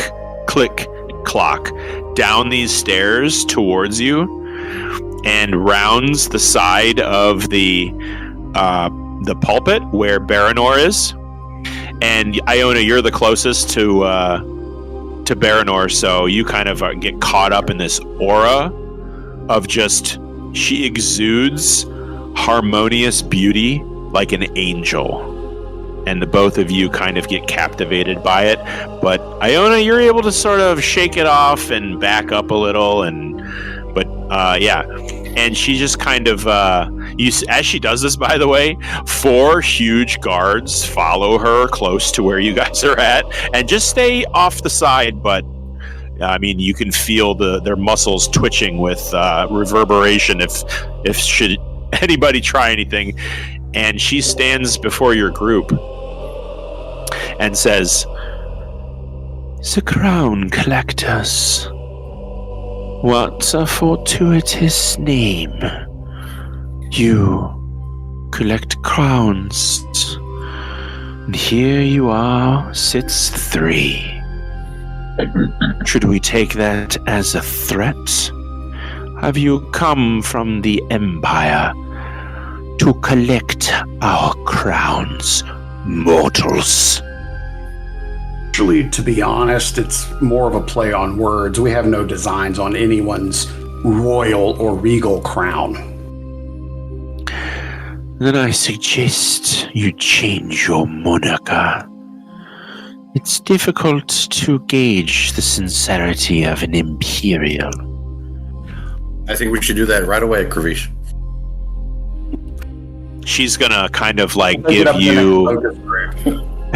She's gonna give you a real heavy side eye, and Maven, she's going to immediately lock eyes with you for a moment and then turn away.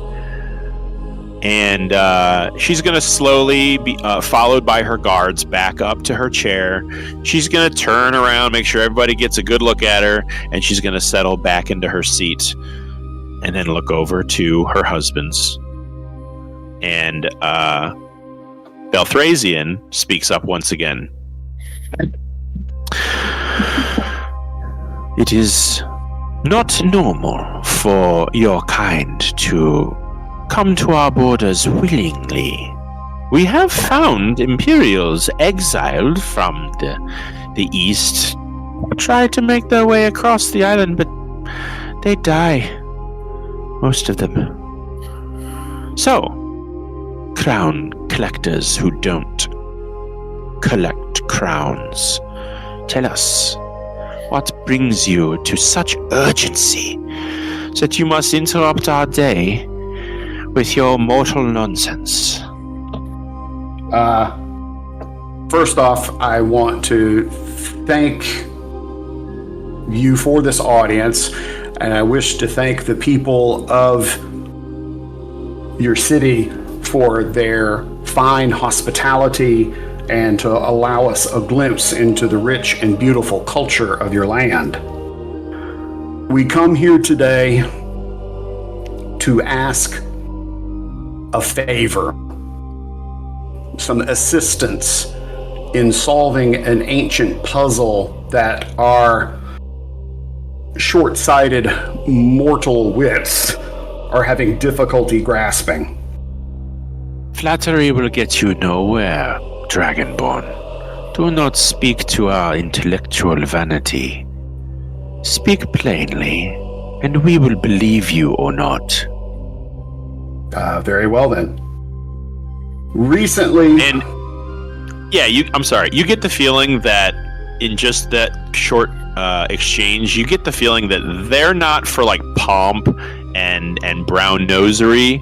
Everybody that was speaking before you, even though you were trying to kind of figure out if you could cast a spell or not, which I'm sorry, we should have said that they allow you to do that so that you can count that spell as active. Okay, cool. Yeah, so they're speaking in a language you can hear now. But they are, all three of them have, varying degrees of intensity, but they all they all kind of respect each other, and that's how they communicate, through like honesty and respect, and ass kissing is sort of frowned upon, actually. Okay. Go on, Dragonborn. Yes. Well then, I do ask for forgiveness. We're here because Valandiir has been plagued with dark forces beyond our understanding. And it was our understanding that perhaps the wisdom and long memory of the tieflings would be able to shed some light on this. Valthrazian on the left and Kael'Zir, they, not at the same time, but they shift in their seats slightly and lean forward a bit. Seraphira couldn't be bothered. She doesn't look like she's listening. You're sure she can. I mean, you're speaking clearly. Yes. But the husbands, they don't change the expression on their face. Okay. They just lean forward slightly. If I may please produce some materials pertinent to our plea. Two of the guards are going to tense up and step forward a half a step as you look like you're reaching for something, but they don't like pull their spears down or anything like that. No, it's like easy, just documents. Okay, and approaching you from the retinue, kind of lining the throne stairs, is Chancellor Phoenix. Red skin, very, very, very like devilish features. He's got like spikes that go up a ridge on his cheeks, that kind of stuff. He's got very big, pronounced horns. Red skin, red horns, elaborate robes. He's going to approach and take whatever it is you're giving. So, I will produce the map of Valandiir with the magical ley lines, with the cities noted, or where the attacks have happened.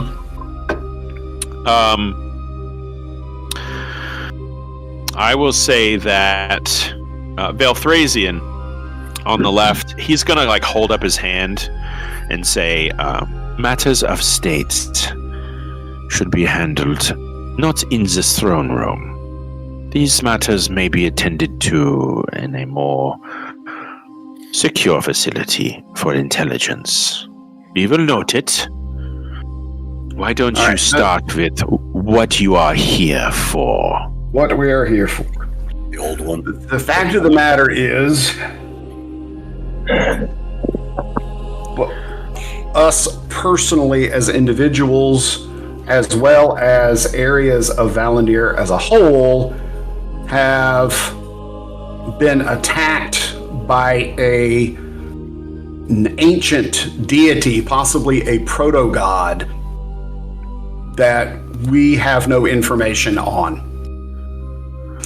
The little information that we can grasp indicate infernal origin, or at least infernal lore concerning this proto-god. Lore in which no one in Valandiir has. The Empire is stingy with knowledge. It is no surprise that you do not know of what it is you speak when it happens to you.